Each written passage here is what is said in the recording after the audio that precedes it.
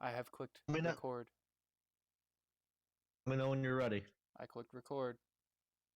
So it's recording right now. Yeah. Oh shit! Can you start over?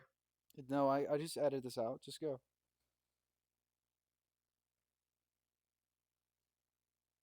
Go. Yeah, just go. Okay.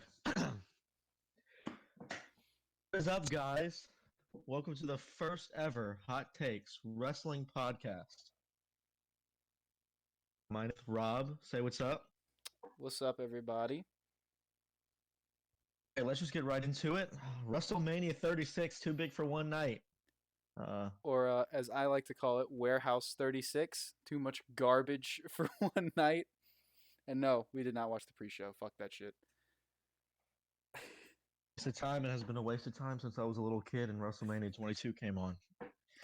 All Facts. right, let's get right into it. First thing we see is Stephanie McMahon, Robbie. Stephanie McMahon thoughts. Stephanie McMahon. Um, she is possibly the worst talker on the microphone in the history of the company. Um, I never want to see her on my TV, period. And the fact that she opened the show was just absolutely awful. But that's okay. That's okay because they immediately moved into a great segment with America the Beautiful, and they talked about, or not talked about, they had from previous WrestleManias all the best singers, especially Aretha Franklin, which was fucking awesome. Shout out to Aretha Franklin. So yeah. Absolute shout out. I'll tell you this, my first thought, I've been watching WrestleMania forever. And as long as I can think, every WrestleMania started off with this America the Beautiful tradition. So I was actually curious to see how they were going to start this one off. And I do not think, under the current situation, they could have killed it any better. Oh, absolutely. Having having a collage of all the greats to ever sing it, I off the top of my head, John Legend sang it, Aretha Franklin sang it, of course. Willie Nelson was in there. Can you think of any? I can't Ray think of all of them off Charles. the top of Ray my head. Charles. That Of was course. awesome.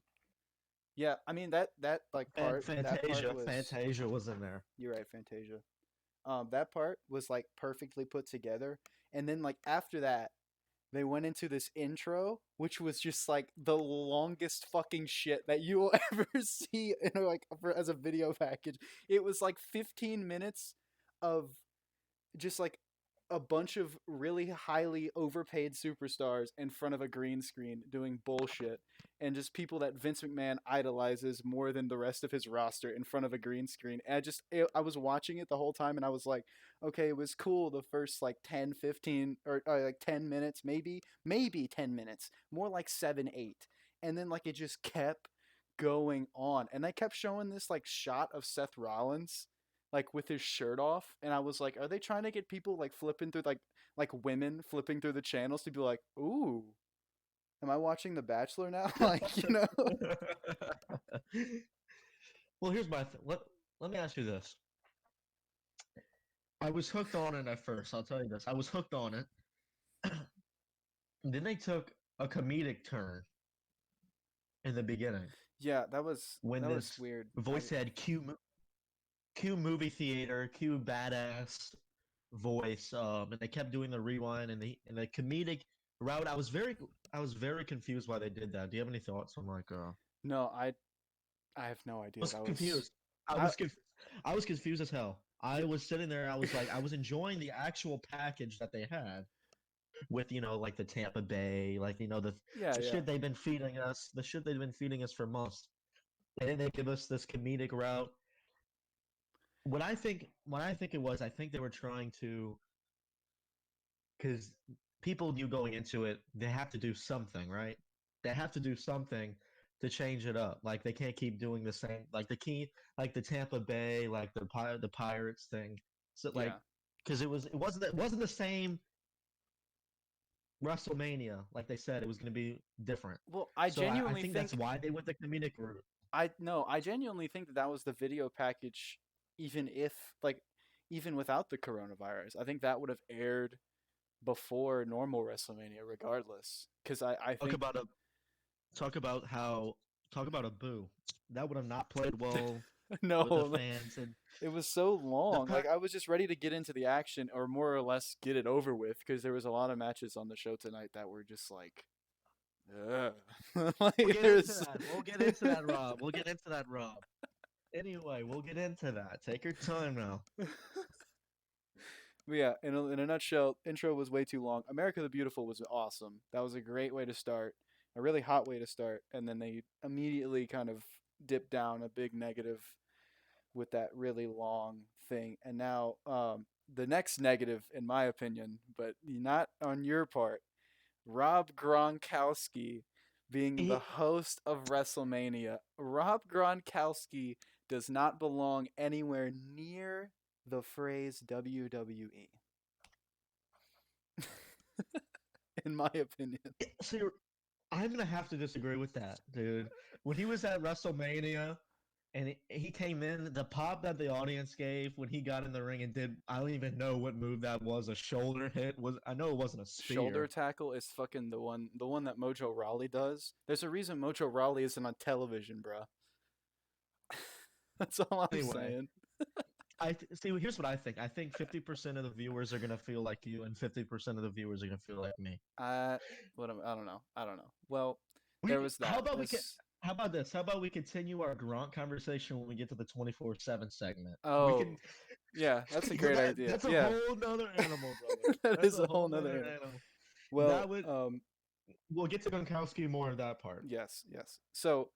Um, so what you think about the commentary team tonight? How they went about it? So there was Michael Cole and JBL, I believe, for the SmackDown matches, and then Tom Phillips and Byron Saxton for Raw. I think I don't really watch the weekly television that much, so I don't So know. you nailed it right there. And here's where I know you're going to disagree with me. Here's what I know you're going to disagree with me, Rob. Oh man. JBL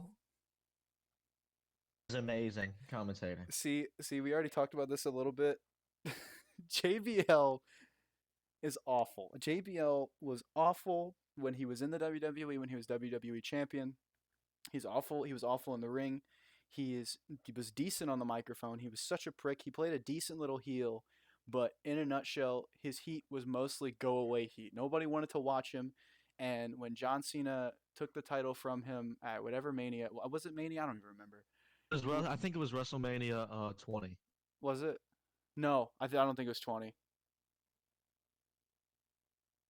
It doesn't matter. It, It doesn't it matter. doesn't matter. Anyway, it's But I feel like that's what JBL. most people remember JBL was for the guy that gave up the United States title to John Cena for the first time, and that was when he John Cena got in the crowd and he surfed the crowd. People remember JBL, but I think JBL was definitely one of the greatest heels in WWE history, and he brought it to Man, the commentator booth, in a way, I guess you're right because and he everyone does still hate him. Everyone hated him. Everyone does still hate him in a way, but like he doesn't understand. He doesn't talk about wrestling in a way that a commentator should. If you go listen to NXT, right, you have Byron Saxton, not Byron Saxton, fuck Byron Saxton. You have Mauro Ranallo, Nigel Byron Saxon McGuinness. took a Byron Saxon took a great stunner on 316 day. We'll just throw it back to that. Just saying. Okay.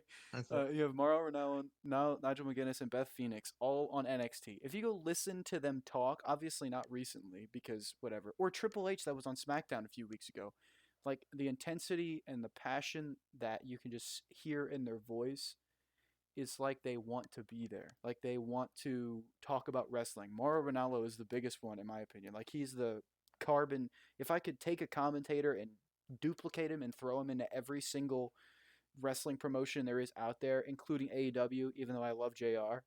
Mauro Ranallo is the guy. Like I wish Mauro Ranallo did everything. I wish he did Raw, SmackDown, NXT, all the pay-per-views, especially WrestleMania. He's just so good. He knows his stuff. He's been in the business way too long to not know his stuff. JBL just doesn't know his stuff. He's a guy who wrestled in the WWE and he doesn't talk about the stuff. He just you can never tell sometimes if he's trying to be a heel or a face. He just likes to say things, I guess, to kind of not really. He just like just says things to like challenge the audience's mind, which in a way is good for a commentator. But I'm not trying to focus on what the commentating team is talking about. The bickering between him and Cole, or him and Saxton whenever they're together, him and whoever.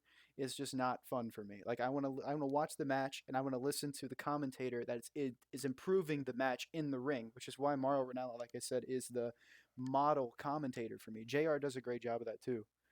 But yeah, that's why I just don't like JBL.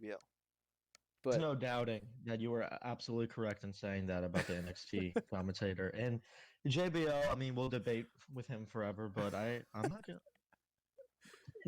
JBL, I mean, besides Jerry the King Lawler, I think Jerry the King Lawler, besides him, he might be the greatest heel commentator. I mean, I understand he does. You say he doesn't talk. He doesn't know he doesn't know his stuff. But I think him rooting for the bad guy makes me like him because he's he roots for the bad. Like when we get to the Elias Corbin match, he rooted for Corbin. I mean, he rooted for Corbin. No one wants Corbin to win ever, you're right. I and he guess roots you're for right. Corbin. I guess you're right. I mean, the way I feel like him as a heel commentator, he brings out the heels and the wrestlers in the match and then on the mic. I think he does a good job with that, but I also agree with you with some of the stuff you said of some of the shit you said about him. All right. But anyway, enough about JBL. Yeah, I'm ready to get into the Kabuki actual matches now. Warriors. Yes, sir, Rob. Kabuki Warriors, who are the champs, versus Alexa Bliss and Nikki Cross. And what was the name you named them? Can you say it? This is stupid as hell. I don't I I don't remember if I heard someone say this or if I came up with it myself. Bliss Cross applesauce. That is hilarious, but also terrible. Please do not. I hope they're not. That's not their name. I really hope so. But For the people watching this or listening to this, how we did. I just want to explain this quickly explain this so you get a grasp on how we're doing this. We had a Google Doc and we took notes, and let me tell you the first note that my partner Rob put. He put bathroom break in all caps for this match. For this match, he put bathroom break. You want to explain that, or like to our audience, explain? well, I put bathroom break because I was hoping that this match would go on after something good, so to like bring down the crowd. But without a crowd there, it seemed like the night's goal was to get all the shit matches out of the way and then do the really good stuff at the end. Although we will get to that because that's not exactly true. But I put bathroom break because I don't give a fuck about this. Kabuki Warriors are not great. I love Kairi Sane and I love Asuka separately. I love Kairi Sane when she was in NXT, and I loved Asuka when she was in NXT. I love Asuka more than any woman on any roster anywhere when she was in NXT. She was fantastic. She was undefeated. She got injured, so she had to vacate the title, went up to the main roster, remain undefeated, and then won the Women's Royal Rumble to ultimately lose to Charlotte. And since then, it was downhill ever since. The women's tag titles, in my opinion, is viewed as the women's mid-card title just to get the women out there in a different capacity, and it's being pushed by Vince McMahon because he wants to bring it to a different audience. And I'm not saying that I don't like women's wrestling, because women's wrestling can be fantastic. If you go watch Bayley versus Sasha Banks at Takeover Brooklyn, the first one, that is a great match. There's another match. I agree with that. I say a few months ago that the women's division was the face of the company at one point. Oh yeah, I mean Ronda, Becky, and Charlotte. That hell, I mean that match was not that great for me. I did not. WrestleMania. They headlined WrestleMania, but I didn't like the match that much. But whatever. Becky was having the storyline of her life, the best storyline on Raw or SmackDown or anything at that point in time. There was another match, Asuka versus Nikki Cross in NXT. It was like a last woman standing match. Absolutely fantastic. You should watch that, by the way. I don't think you've watched that. It's amazing. I'll give it a look. Let's get back to Kabuki Warriors. Let's talk about the substance of this match. I'm sorry. I ramble. Yeah. He's a ranter. I know I ramble a lot. Yeah. Go ahead, bro. Well, I'll start off by saying this.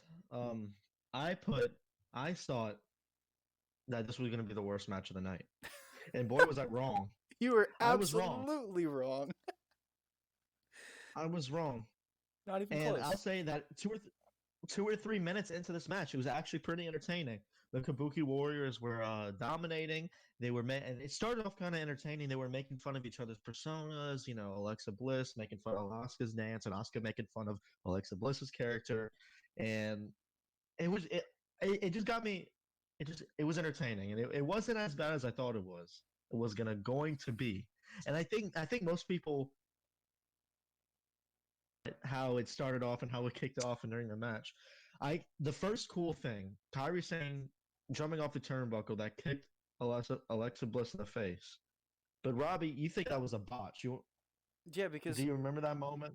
yeah, so they replayed it and it looked like she missed. I don't know. It was like it was like a Sasha Banks move. You ever seen Sasha Banks do her like double knees from the top rope? It was like she was trying to. Or no, it was like a Alberto Del Rio move. Do you remember Alberto Yeah, Del Rio? of course, of He course. did. He got to the top rope and he did like his double foot stomp to the person in the Tree of Woe, and like that's what it looked like she was trying to do, but it looked like she missed and like hit her head because Alexa Bliss is fucking terrible in the ring. But Yeah, whatever. she's not that good in the ring. I'll say that. But yeah, that it just looked like a botch. Like, cause I don't think it was Kyrie Sane's fault. There's really nowhere for her else to go other than straight down. It just looked like Bliss kind of lost the upper body strength to hold herself up to take it in the chest. So it looked like she took it to the face, but she was supposed to take it to the chest. I don't know. Whatever. It doesn't matter. We're past it. Definitely not Kyrie Sane's fault. I'd say Bliss kind of messed up the cell and everything. But then after she kicked out at two, and after the next big thing, Oscar with a knee to the face to Bliss, which looked phenomenal. I would say sounded and looked good. Robbie, can you remember that moment? I do not actually remember that moment. So you're going. Just Out keep of two. going. Just keep going. Anyway, after all that, Bliss kicked out at two. And you know the normal thing, Oscar throwing her to the turnbuckle, throwing her to the ropes, hitting her and all these moves. Well, then Oscar gets in a move, and she gets the hot tag to Nikki Cross. Nikki Cross comes in, and Oscar tags Kyrie Sane, and Nikki Cross her character, she's going crazy, and she takes off her shirt while she's screaming. She goes, and she rips off her shirt. Rips off her shirt while Alexa, as Rob put it, is sleeping outside of the ring. And while Alexa's doing that, top rope splash by Nikki, which looked pretty good, and kick out at two. Rob, you want to come finish this? Finish this right here. Um. Yeah, I guess I thought you were gonna finish it, and I was gonna do the next one. I'll do that. Yeah, Nikki Cross hits this big move on Asuka by the ropes. I And don't then remember what the it was. ref I think it goes was one. I think it was a DDT or something. I don't remember what it was. It was something like that. Well, this is the thing that tripped me up. This is the thing I remember most in this match. Because they taped it. Robbie, tell me if I'm wrong. But Nikki Cross hit this big move on Asuka, went for the pinfall, and the ref did 1, 2, and I feel like it was more than a 3, more than 1 second, and then an elbow from Kairi Sane that took longer than that 3 count should have took. Oh, absolutely. Block up that count. And I'm like, that up. And they had to edit that out. Yeah, it definitely took longer than a 3 count. It was like a 1, 2, 3, 4, and then she got hit with the boom. elbow. And the referee, who was jacked, by the way. This dude was fucking massive. Just looks at the ring, the bell, whatever, and the commentators and yells too. And I was like, wow, that was botched. Thanks coronavirus Yeah. for making it edited. And then Bliss gets in the ring after she wakes up from the outside, and she goes in. She gives a twisted Bliss, followed by a spear by Kairi Sane. And then after this, we get a finish fest for 10 minutes. I'm just going on. I'm reading note by note because I have to read note by note because this wasn't memorable at all. Absolutely. Absolutely. After this, it was finish fest, finish fest. Then you have a that's it moment when you get a Legion of Doom Doomsday device off the top rope that the Kabuki Warriors give to Nikki Cross. When you think that's it, and you think that's it, and no, it's not it. And then Nikki Cross tags Bliss, and Bliss comes in and does her finisher, and that's it. The new champs. I thought this match was pretty impressive, but talking about it, I'm very disappointed. Reliving it in your mind, you realize that it wasn't as good as you thought it was the first time. Hey, okay, here, I'll give you this, Rob. I liked it was entertaining in the beginning when they were making fun of each other's personas. I liked how they always did that on SmackDown, so they continue that. It's just forgettable. It looked like episode. Can you repeat that? You cut out. I'm sorry. It looked like a SmackDown episode. Absolutely. I think this match could have happened on a SmackDown episode, and the title change could have happened on SmackDown, and I would have cared just as much as I did during this match. I thought that For the people listening, I'll tell you this right now. I'm I look at I generally look at the positive side of things. Robbie, our what makes me and him so good together is that he typically looks at the negative side of things. You can agree with that, right? absolutely, especially I, only really when it comes to wrestling. Only really when it comes to wrestling. I like to look at the positive side of the company and put me and him together. Bam, we have a product of argument and a Good, healthy debate. good debate. Good debate. Yeah. But but right here, I'm gonna have to go to Robbie's persona. This match wasn't as good as it could have been. I think the Kabuki Warriors. I feel bad for them. They are way more talented than what they put on at WrestleMania, the biggest stage of them all. Too big for one night. They deserve better. Too They much deserve better garbage than for that. one night. I definitely think they deserve better. I think Kyrie Sane and Asuka deserve to be in a program with each other, fighting over the Raw Women's title or a combined women's title, which we'll probably get to later when we talk about Shayna Baszler versus Becky Lynch. Because I We'll get to that. Yeah, we'll get to that. But definitely the We'll get to Kabuki that. Warriors. The Kabuki Warriors deserve so much more, and Nikki Cross deserves so much more. Alexa Bliss is fucking garbage. She's amazing. She's great on the microphone, and she's extremely attractive. But she 100% is giving favors in the back. I don't give a fuck what anyone says. That girl is Oh, good at giving head. You can. I don't know what to say about that one. She is. She continues to be pushed and continues to get the rocket strapped to her back for lackluster in-ring ability, bad character work, and decent microphone skills. And I it's just feel because she's bad a for pretty Nikki blonde. Cross. I absolutely feel bad for Nikki Cross. Nikki Cross does not deserve to be in the role she is in. She deserves to be fighting against Alexa Bliss, fighting in a match against a Becky or a Shayna or an Asuka. Nikki versus Asuka should be a women's title match that we see on Money in the Bank pay per view or something like that, and we aren't getting that, and it sucks. I'll tell you this: Because I have faith that they could do that. I have faith that they can do that in the future.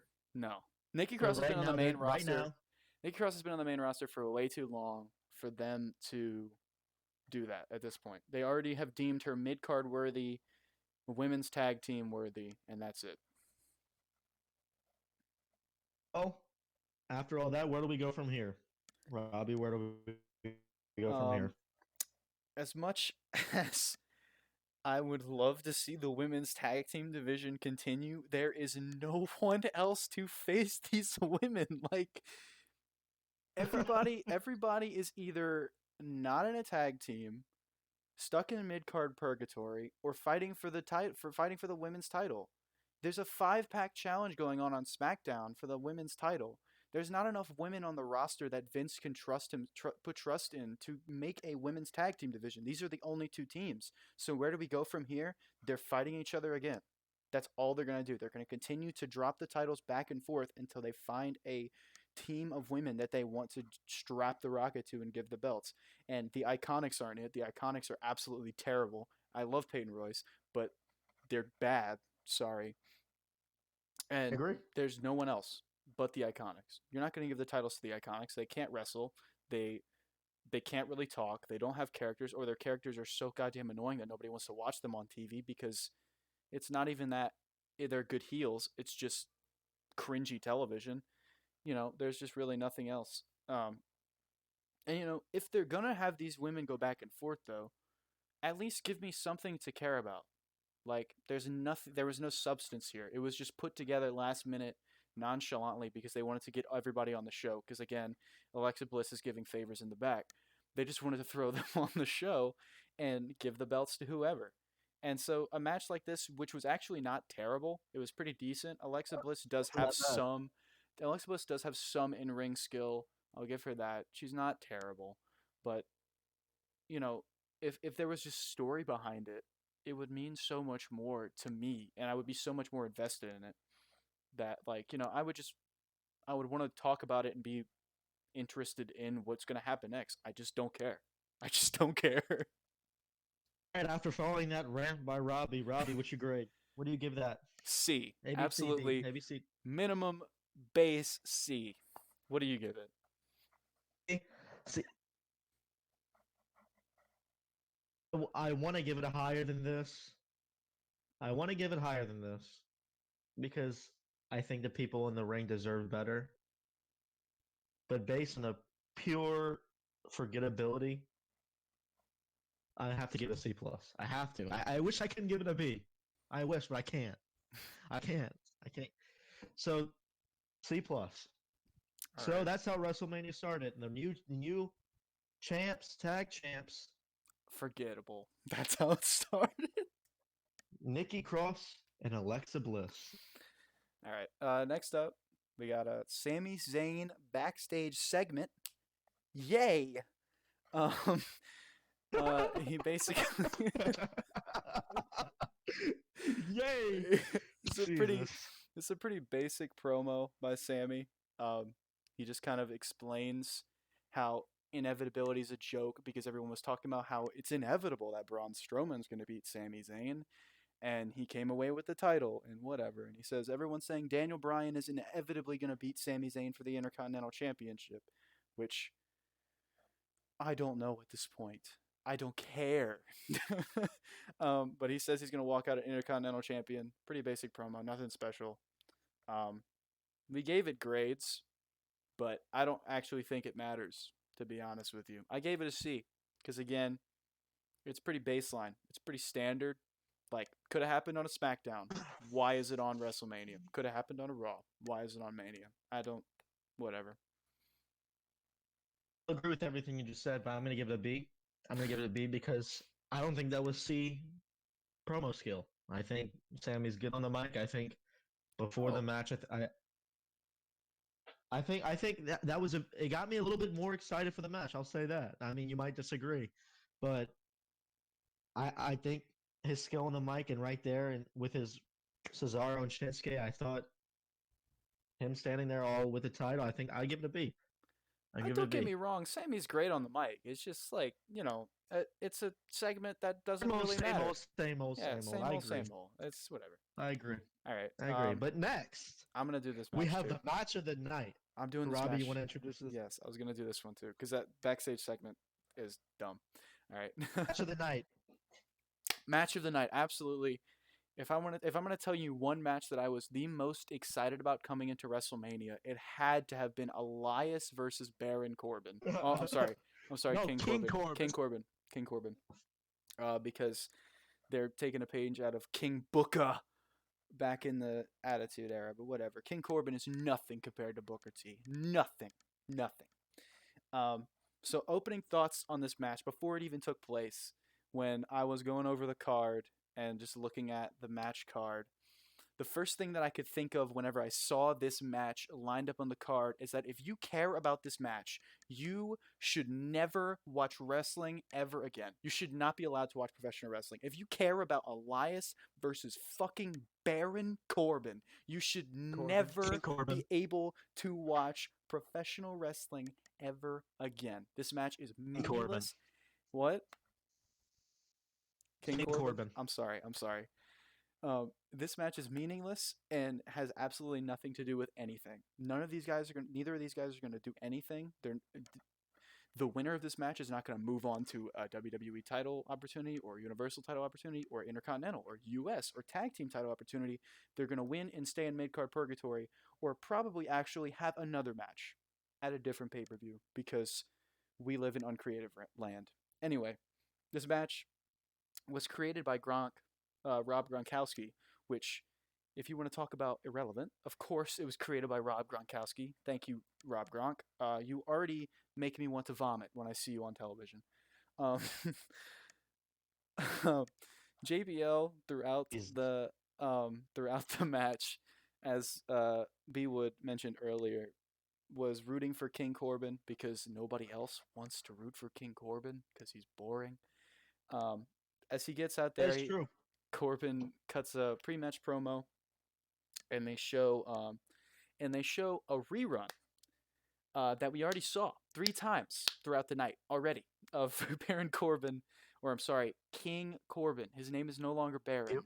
King Corbin hitting Elias with his scepter and falling off of the little eagle perch at the top of the performance center, which if any normal human would have fallen off that eagle perch, there's not a chance in hell they're getting up from that without assistance, let alone showing up for a match literally 8 days later.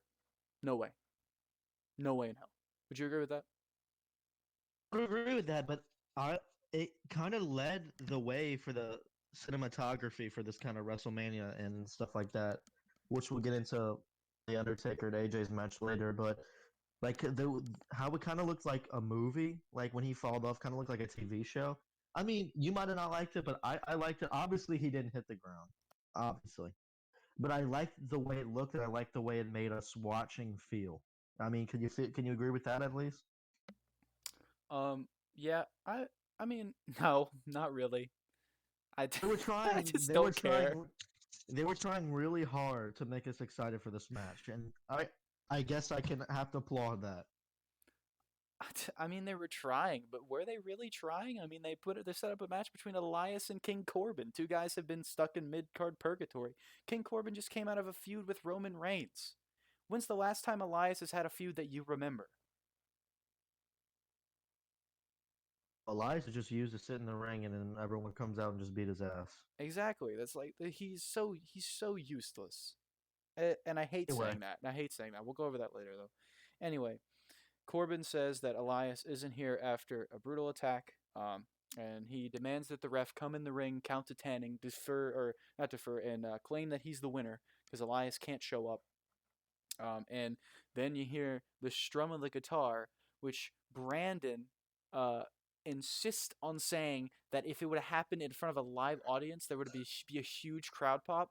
And I do not think there's a chance in hell, not even a slight chance. That happened with The Rock. The Rock was in the ring, and the strum of the guitar happened, and there wasn't a huge crowd pop. It wouldn't happen with King Corbin. Nobody cares about this match. So could you give me an explanation as to why you think that would happen? see, here's what I think. People don't like King Corbin. No one likes King Corbin. But when Elias is in the ring, people like to sing along with him. People like to cheer for him because he has potential, and he even when he is a heel and he shits on the crowd, people still go along with him. So I think that guitar strum, if when he would have walked out, would have been. I think there would have been a decent semi pop for Elias. I'm not saying that they're excited for the match. I'm saying that him coming out and his character, people would have been excited about that. I mean, I guess a little bit. I do know there's a lot of people that like Elias, me included. Elias has a good backing because he's definitely very talented. But I don't know. Anyway, Elias comes out. Corbin goes to go confront Elias, and he smacks him with the guitar. But since it's outside of the ring, it's not DQ. So they get him in the ring, and Elias gets the quick pin, and Corbin kicks out at one. After that, Corbin takes Elias and he throws him over the rope, and he looked like he almost fucking killed him. I don't know.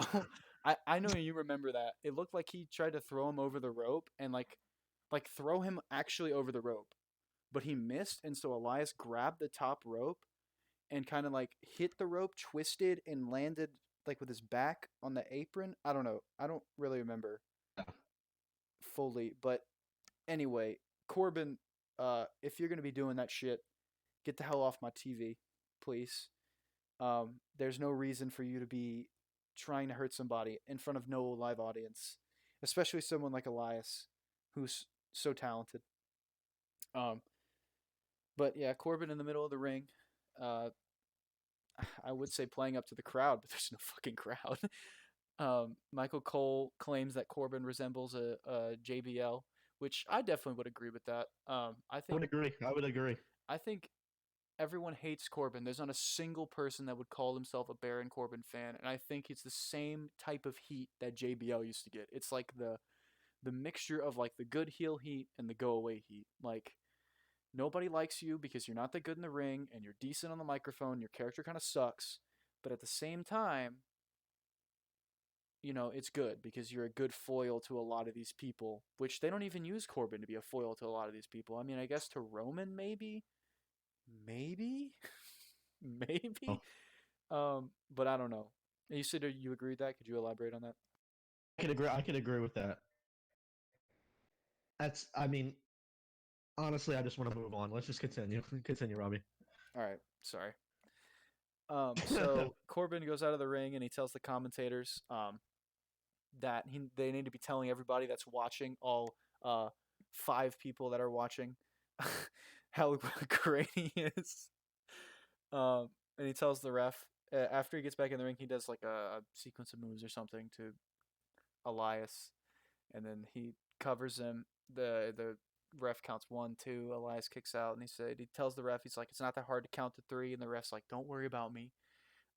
Corbin whips Elias into the corner. He runs after him, and we get a mule kick from Elias. It's actually not terrible. And then he rips his shirt off in anger. He hits drift away on Corbin, and Michael Cole's like, "That's it, that's it." The Michael Cole, that's it. And he kicks out at 2, of course, because he's Baron Corbin. And then after that, he hits the deep 6, followed by a missed top rope double foot stomp by Elias. Or I'm sorry, Elias missed a top rope double foot stomp, and then Corbin whipped him, did the deep 6, and Elias kicked out at 2. Corbin got thrown out of the ring and came back and tried to do his signature clothesline, but he missed. Elias hit him with the standing V trigger, or just jumping knee, but Kenny Omega calls it V trigger. So yeah, Corbin kicks out at 2 there. It was actually a pretty decent sell by Corbin. Um, Corbin then tries to get the roll up on Elias a little bit later in the match. He puts his feet on the ropes. The ref catches his feet on the ropes. And while he's arguing with the ref, Elias catches him off guard, gets the roll up count for the 1, 2, 3. Elias wins the match, and I definitely could have done literally anything else with my life than watch this fucking match. But Brandon might have a little bit more of a positive spin on it. This was not very good. They went 9 minutes, actually, by the way, which thank God they didn't go any longer than 9 minutes, because it was not interesting. Not interesting. You got anything for us, Brandon? Uh, I mean, Elias versus King Corbin. It was thrown together last minute. It was. I don't think there's anything else to say about it. But I'm glad Elias won, because Elias, like, for my where do we go from here? Elias needs to be pushed. I think me and you could both agree with that. Yeah. Maybe for a mid card. Maybe. Yeah. I definitely think Elias needs to be pushed a little bit heavier. I think he's pretty decent in the ring. But he doesn't really get to showcase that because all they ever do is put him in segments in front of a crowd, and he gets attacked by random people. He doesn't get to wrestle ever. And when he does wrestle, he had an Intercontinental Championship match with Seth Rollins, fantastic. Granted, that's Seth Rollins, but still, it was a really good match. He still has the capability to wrestle. He's got the mic skill, he's got the character, he's got the in ring skill to be a good mid card candidate or a good mid card title holder, or even I said a possible Money in the Bank candidate. Agree with that. You That's know, that's perfect. wins That's the Money in the perfect. Bank contract, and he could come out in the ring and sing about his Money in the Bank contract every I can, single week. And I would Robbie, I love, can already see that happening. He's yeah, gonna win. He could win the Money in the Bank and have it the Money in the Bank hanging from his guitar and him just singing. That would be really creative. That would be a really good idea for him. It would just fit his character perfectly. I definitely think it would. It'd be so cool. Just he carries around the guitar and the Money in the Bank briefcase at the same time, walking in the ring. It would fit him, and he could cash it in on Drew McIntyre. That'd be great. I'd like to see that. Cash it on Drew Well, McIntyre if Drew wins tomorrow, well, hopefully. tomorrow, now tomorrow we're gonna come with you. Speaking of that, thanks Robbie for that segue. Tomorrow, Hot Take Wrestling Podcast number 2. Part two. After after tomorrow's events, hopefully we'll be talking about how Drew McIntyre is our new champion, and hopefully we'll see a good match between the Fiend and Cena. But yeah, catch us talking about that tomorrow after WrestleMania. So Yeah. Robbie, Hold up. I you're great wasn't on done. this match. Huh? Am I great on this You're great match? on. Um, Yes. I give it a D plus.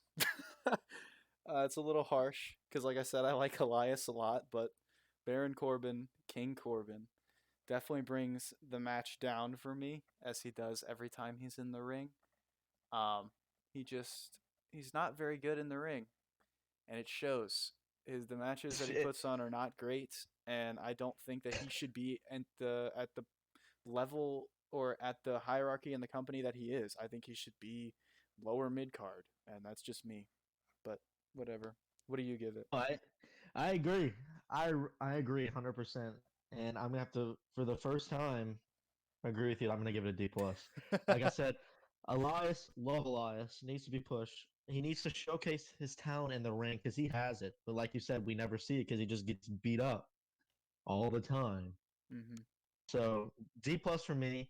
Last second match meant nothing. Hopefully Hopefully we get Elias push out of this for a mid card title, something like that. All right, moving on. Moving Becky on. Lynch. Becky Lynch, the Raw Women's Champ, versus Shayna Baszler, the winner of the Elimination Chamber match. Wow. I will tell you this. I'm a positive person. Expectations I had for Becky Lynch versus Shayna Baszler, two of the greatest women's wrestlers in WWE,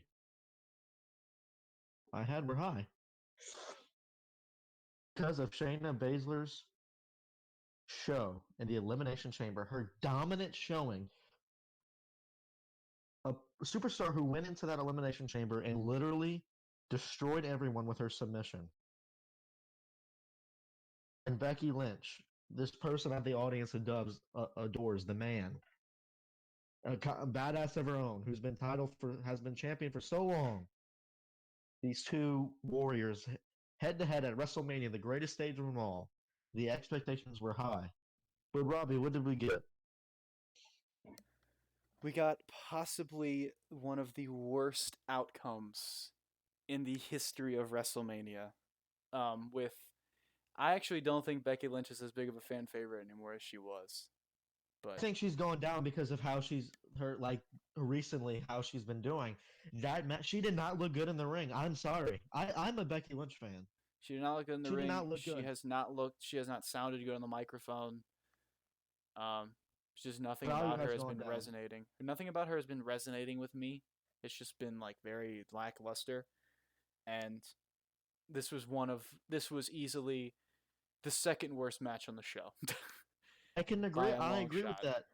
I agree with that. So Robbie, we see Becky Lynch pulling up in her truck.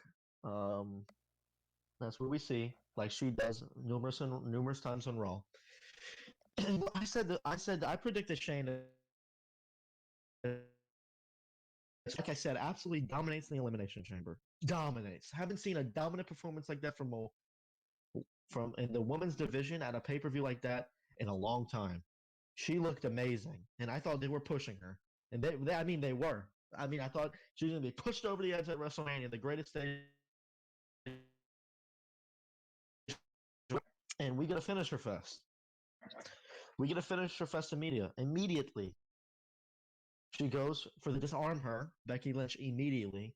And then basically the whole match was what's the name of Shayna Baszler's winner? The Coquina Clutch or whatever? No, Kirifuda clutch. Funa Clutch, yeah. Same. I mean, I think that's Samoa Joe's. Yeah, Coquina clutch is Samoa Joe. Anyway, Shayna Baszler submission move and Becky Lynch submission move. They keep going between that back and forth the whole for 9 minutes. This match was 9 minutes, correct? Yes. They go back and forth between these submission moves basically the whole match on side of the ring and the ring. They immediately starts off with that. So I was disappointed with that. One cool thing, one image I remember was Shayna Baszler holding and swinging her into the commentating table. That was badass. That's what I wanted to see from this match. Can you say that Shayna again? Baszler. Because you cut out. I didn't hear what you said. Oh yes, I saw Shayna Baszler holding Becky Lynch by her legs, right, and absolutely throwing her into the table. I mean, you get. I mean, that was perfectly for her character. So we have the intense fighting outside the ring. We have disarmors, the clutch, back and forth, and then Baszler goes for her clutch submission move, and it's in the middle of the ring after basically the ninth minute of this match. We have all these all these moves. Let's see, we have the Tyler driver.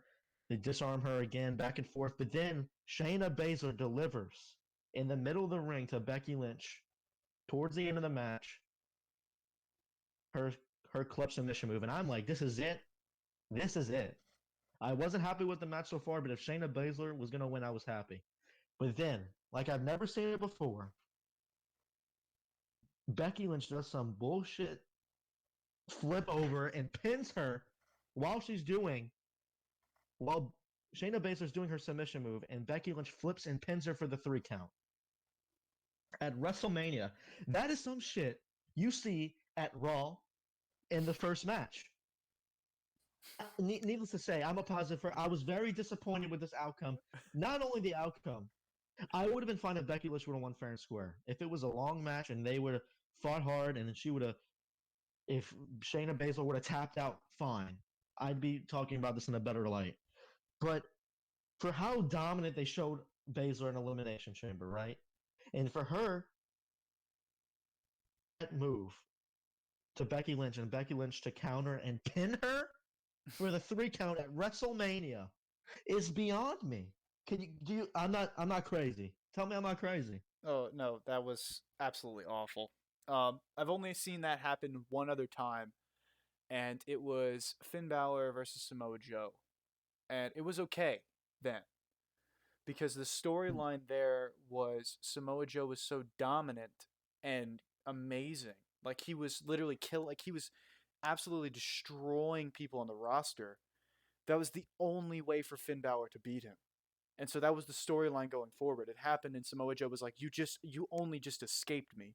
Here it happened and it was like, what the fuck? Like the rest of the match, it wasn't like Shayna was absolutely dominating Becky. Like they were both, there was back and forth, like a lot of stuff like Finisher that. fest. Huh? Finisher fest the whole Oh time. yeah, it was finisher fest the whole time.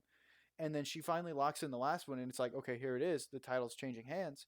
And then she just reverses it out of nowhere. And it's like, okay, um, you got put in the Kirifuda clutch like 8 times already. Like you shouldn't be able to reverse this at this point. And it's like, whatever. It just diminishes the finisher. It diminishes Shayna Baszler. Absolutely. Shayna Baszler looked like complete dog shit in that match. Complete dog shit. She looked terrible in the ring. Her mic work has been really good the past couple weeks, but like in the ring today, today during the match, she just looked awful. And, I there was rumors going around that Vince McMahon soured on her already, and seems to be the truth. So there's absolutely no reason that she should have lost. She should have never lost this match. She shouldn't have lost, period, until maybe she met Ronda Rousey in the ring. Maybe. Maybe. Agree, 100 million%.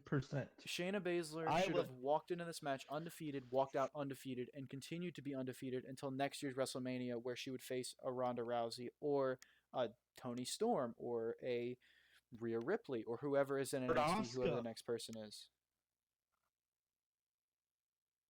What were you an saying? Asuka maybe. And Asuka, yeah, Asuka would work too. For the Shayna Baszler, I'm a Shayna Baszler fan. I'll just say, and Yeah, the Shayna Baszler we saw in the promos previous, her matches, the Elimination Chamber. I love that Elimination Chamber. The show. I thought that when I saw that Elimination Chamber match, I knew. I told myself she's winning. She's beating Becky Lynch. That's it. The way they put her over in that match I was about was to say the fantastic. match was awful, but they definitely pushed. They strapped the rocket to her back. I thought the match was terrible, but they strapped the Well, rocket to her back in that match. It was so just liked it dragged because out. I liked it because it showed how badass she was, and I mean, yeah, I I told liked it for myself that sense. she's winning the title. I mean, there's no way, right? Hmm. I mean, there's no way WWE can mess this up. Boom, wrong. Yeah, they messed it up. Where do we go So from here? Where do we go from here? I mean, at this point, it doesn't really. We keep talking about where we go from here, and apparently, I think WWE is taking a break after this, so it doesn't really matter where we go from here. Who fucking cares? Um, but especially for this, like, who fucking cares? Becky's boring at this point. This feud, in my opinion, was a little lifeless. Didn't really feel like WrestleMania. It felt like a just a B level pay per view, and I thought it could have been so much more. I thought it could have been a lot more intense, a lot more like attacks from Shayna. She could have brought out a different side of Becky that we haven't seen since she was facing Charlotte and Ronda. That would have been great. But there's no reason that she shouldn't have won here. I think she's definitely going to win it at Money in the Bank. I see this feud continuing on, which in my opinion is stupid. I think this feud should have ended here. I think she should have won the title against Becky, beat her, when we moved on. Becky moves on to something else, and Shayna moves on to something else. Um, but following the match, I think Becky needs a complete change. I there's still Becky fans out there. There's still Becky the Man fans out there. But the way she's been presented recently, I think she needs a complete change. I think she needs a heel turn almost immediately. And that's just my opinion, though. What Not do the you think? she's not the man anymore. Mm-mm. I'll say that she's not. When she beat Ronda and Charlotte in WrestleMania last year, that was the man. Yes. But now a year has gone by, completely different, and I agree she needs a change. What do you? All right, give me a grade for this match. I said F minus. But I won't say F. I won't say F minus. I won't say F minus because it's not a thing. F minus isn't a thing. But I know I'm not the gonna go that far. amount of time I've invested in Shayna Baszler through NXT, and I saw how dominant she could be and how good she could be in NXT. It's just so frustrating watching something die the way it did tonight. So yeah, what do you give it? I'm gonna get an F. An F. I mean, obviously that was I give an awful. F on the report card. It was definitely awful. A big failure. A big failure on WWE's part for that match. Nothing positive. Absolutely nothing positive could come out of that. I don't see anything positive personally. The only thing this tells me is that the level of prestige for this title just went down. Oh, I mean, there's no prestige for any title right now in the WWE. The only one We'll get to maybe that. the only one We'll get maybe to that. is the okay. We'll get to that. Yeah. We'll get to that. But if you could sit there and book the Raw Women's Champion and choreograph that match, and tell me that that is how the Raw Women's Championship deserves to be fought over, the prestige is gone. Yeah. But we'll see how they go from there. But It's in the past. moving on. I It's in mean, the moving on. past. Moving on. Moving on. So after that, we had an Undertaker video package for a new series on the WWE Network, which looked fucking phenomenal. Oh my god, I'm so excited for that. Like, I'm so excited.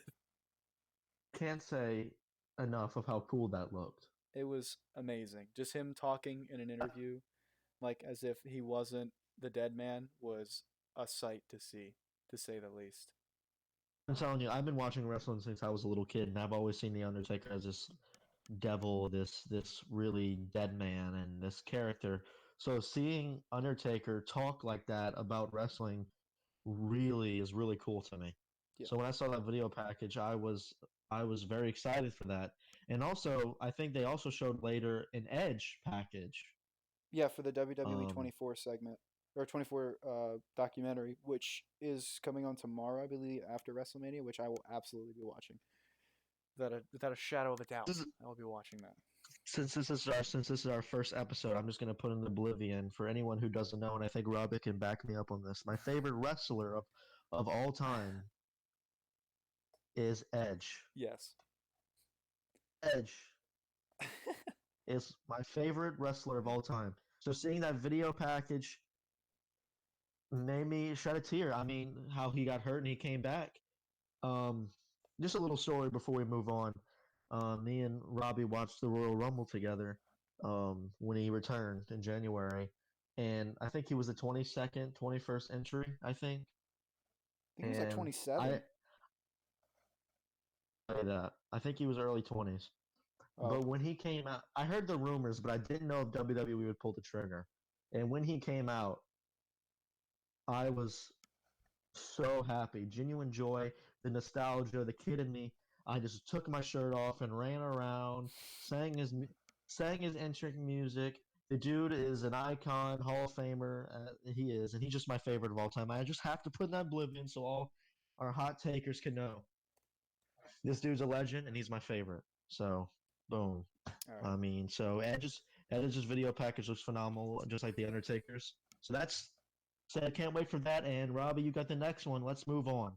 All right. So next match, we had a the Intercontinental title match, which was Sami Zayn with his lackeys. I forgot what they call themselves. Do you remember? Is it like the artist, So, yeah, it's like the artist. It's something like that. the It's artist something like collective? that. It's the artist collective. That's what it is. The artist collective. You're right. That's what it Sami is. Zayn, Cesaro, and Shinsuke Nakamura versus not my Daniel Bryan with Mr. PowerPoint himself, Drew Gulak, which he's not Mr. PowerPoint anymore, but he used to be Mr. PowerPoint presentation back in the day. Not back in the day; it was like a year ago, but still. Um, so Daniel Bryan got this opportunity from Drew Gulak beating one of the artist collective. Do you remember who it was? Was it Sammy? Talking about. So Daniel Bryan was given the opportunity to win, like to vie for the Intercontinental title because Drew Gulak won a match and he beat one of the artist collective. Drew Gulak beat Shinsuke Nakamura. That's exactly what you're exactly correct. He beat Shinsuke Uh, Nakamura, and Daniel Bryan was given the opportunity to face Sami Zayn. How that makes any fucking sense, I don't know. That makes no fucking sense to me. yes, they're just But they're just trying to promote Drew Gulak. in a way, sure. But Daniel Bryan and Sami Zayn are probably two of the best technical wrestlers on the planet. Two of the best wrestlers, period. They're absolutely amazing in the ring, and I love both of them to death. And I was hoping that we could get a decent match out of this, which actually it wasn't terrible, but we'll get to that. And I wrote here, all five men need to go to AEW because they absolutely do. Oh my god. Just put them in the hands of Cody, please, and Kenny, and all of the and what's his name? I can't even think of his name right now. Tony Khan, please. Tony Um, Khan, man. so Daniel Bryan comes out to his entrance music, and Brock and Mojo Rawley were yesing on the little perch thing, and oh my god, dude, I don't think I've cringed that much in a while. It was terrible. Wasn't that? It wasn't that It was bad. bad. It was terrible. Okay. Anyway, um, I think it was Michael Cole because this is no Tom Phillips because this is Raw. Tom Phillips mentioned WrestleMania 30 and Daniel Bryan on the Bourbon Street Miracle when he won the WWE World Heavyweight Championship, which was great. Um, that Daniel Bryan, the cool Daniel Bryan, that's my Daniel Bryan, not this one, whatever this one is. I don't like this one. Um, I have to correct you, Robbie. It's SmackDown. is it? IC titles on Raw, right? Oh, it's SmackDown. Okay, well then it was Michael Cole. My bad. Michael Cole. My bad. I don't fucking know the rosters. I don't care. uh, so the match starts. Sammy's immediately acting like a bitch. He gets out of the ring and starts running around, like we see every single Friday on SmackDown. Um, Cesaro and Shinsuke get involved at some point with Daniel Bryan as he's trying to chase around Sammy, and Drew Gulak gets involved. He takes out both of them. Daniel Bryan finally gets a hold of him, and he starts beating the shit out of him. Sami Zayn is like pleading. He's very loud, like he's very vocal in the ring. I don't know if you noticed that. Like compared to everyone else tonight, besides maybe Seth, Besides Sami Seth and Zayn, Kevin Owens. Sami Zayn was like super vocal during his match. Like I could hear everything he was saying. Fit his character. I Yeah, mean, it fit his well, yeah, he character. he does a great job doing that. Um, you know, it's like he's really good at like being the little bitchy heel, but at the same time, it's annoying watching him run around the ring. But I mean, he's doing his job. He's making me hate him. So whatever. Daniel Bryan at some point there was a suicide dive that he hit. I don't know if you saw it, but he went for Sami Zayn on the outside and he hit Sammy, and I don't know what part of his body hit the barricade, but like he hit Sammy, his body hit the barricade and his knees buckled, and I was so scared because I thought he gave himself another concussion. Do you know what I'm talking about? I know exactly what you're talking about. I was absolutely terrified of that one moment, but hopefully he's okay. He got back and he finished the match, so hopefully he's okay. Yeah, he was talking to Sammy at one point. He had him in the corner and he said, "You think Drew's a nobody?" And he slapped him. He said, "You're a nobody." Um, and Brian continued to with the brutal chops and the kicks because he has some fucking lethal Lethal. attacks. It is fucking Lethal. crazy. JBL at some point made fun of Sammy for crying because he was crying about getting hit so hard, and then Brian started taking shots from Sammy, like chops and shit like that. And then at some point, Sammy bounced off the ropes and he hit him with a crazy clothesline that just looked like it hurt like hell. He started hitting him with the yes kicks as Drew Gulak on the side was yesing. And he picks him up and he starts hitting the multiple curb stomps, pushing his head into the ground. Um, Gulak then gets attacked by Nakamura and Cesaro after the curb stomps. Holy shit, my voice cracked. I need some Uh, water. Um, Brian goes up for a top rope move. It looked like he was gonna maybe do the drop kick or some shit that he does sometimes, and then Sami Zayn hit him with the a boot in the air that Michael Cole called the haluva kick. That is not the haluva kick. The haluva kick is when he puts him in the corner and hits him in the corner. That was just a fucked up boot. It looked like shit, and Sami Zayn gets the pinfall 1 2 3 with the terrible looking haluva kick apparently in the middle of the ring. It was super anticlimactic, um, and just kind of happened out of nowhere. But I mean, like the ending was terrible, as is a theme with this fucking WrestleMania. But I mean, the match wasn't terrible. It was pretty good actually. I think Sammy and Daniel Bryan put on a pretty good match in the center of the ring. They went at it. Daniel Bryan definitely gave it his all. You could tell he was being super intense with all of his hits, and Sammy was taking it like a champ and playing up to agree. his character and stuff like that. But if they We're would have selling. just, huh? They were selling it. They were selling. They were making me believe it. Yeah, they definitely were. But unfortunately, the right person did not win this match. I think Daniel Bryan absolutely needed to win this match, um, because I envisioned Daniel Bryan winning this match and just holding the Intercontinental Championship forever, to like until he retires or until he gives it up to the next big thing that comes up that's like Daniel Bryan. He just fits that role in my opinion, but they opted to keep it on Sammy. So yeah. So where do you think we go from here, Brandon? Honestly, this might be shocking, but I think here we go from here with a Gulag Bryan feud. Hmm. I think that would be interesting. I think I would like to see that. and maybe a Gulag Bryan Sami Zayn triple threat match at SummerSlam. See, I did not think about that. That's actually really interesting. I think Daniel Bryan, Sami Drew Zayn's going to Gulak. keep the title, and then he's going to defend it and all that. And then Gulak and Bryan are going to go at it, and then they're going to make it personal with Sami Zayn. And Gulak would have been like, "I would have beat you, Sami Zayn, if I was going for the title." And Bryan would have been like, "All that." Said the same thing in the triple threat match SummerSlam for the Intercontinental Championship. Gulak, Bryan, Zayn.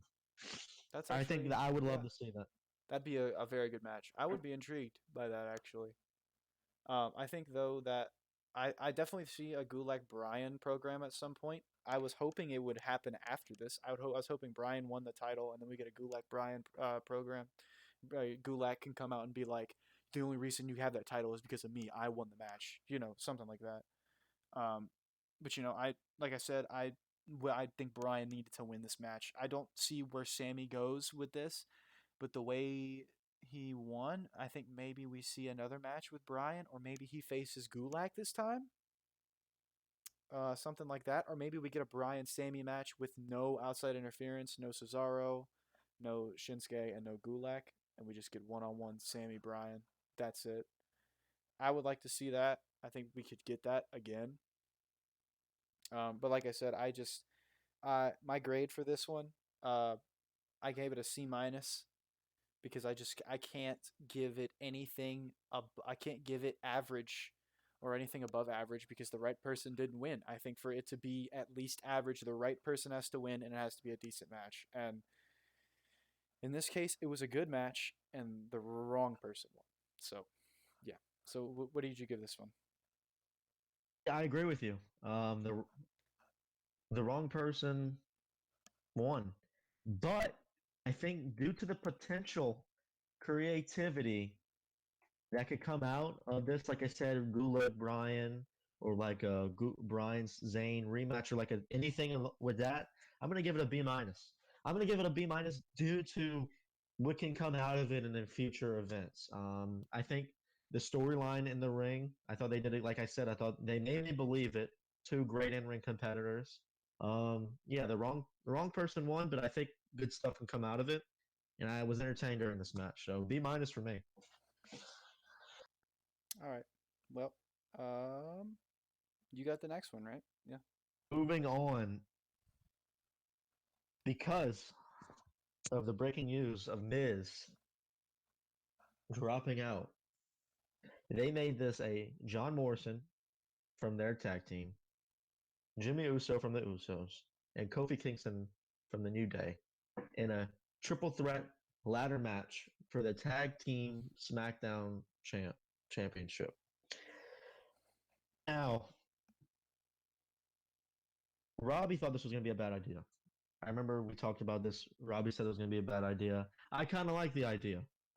So let's just get right into it. Let's get right into it. I agreed with the fact that this match couldn't work without a crowd, but it weirdly did. And here, I'll get into it.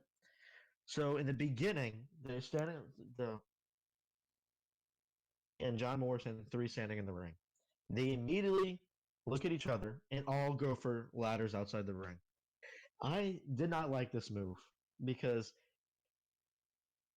in classic tag matches or classic matches, ladder matches in WrestleMania, you brawl in the ring and then the ladder is like when you think you win.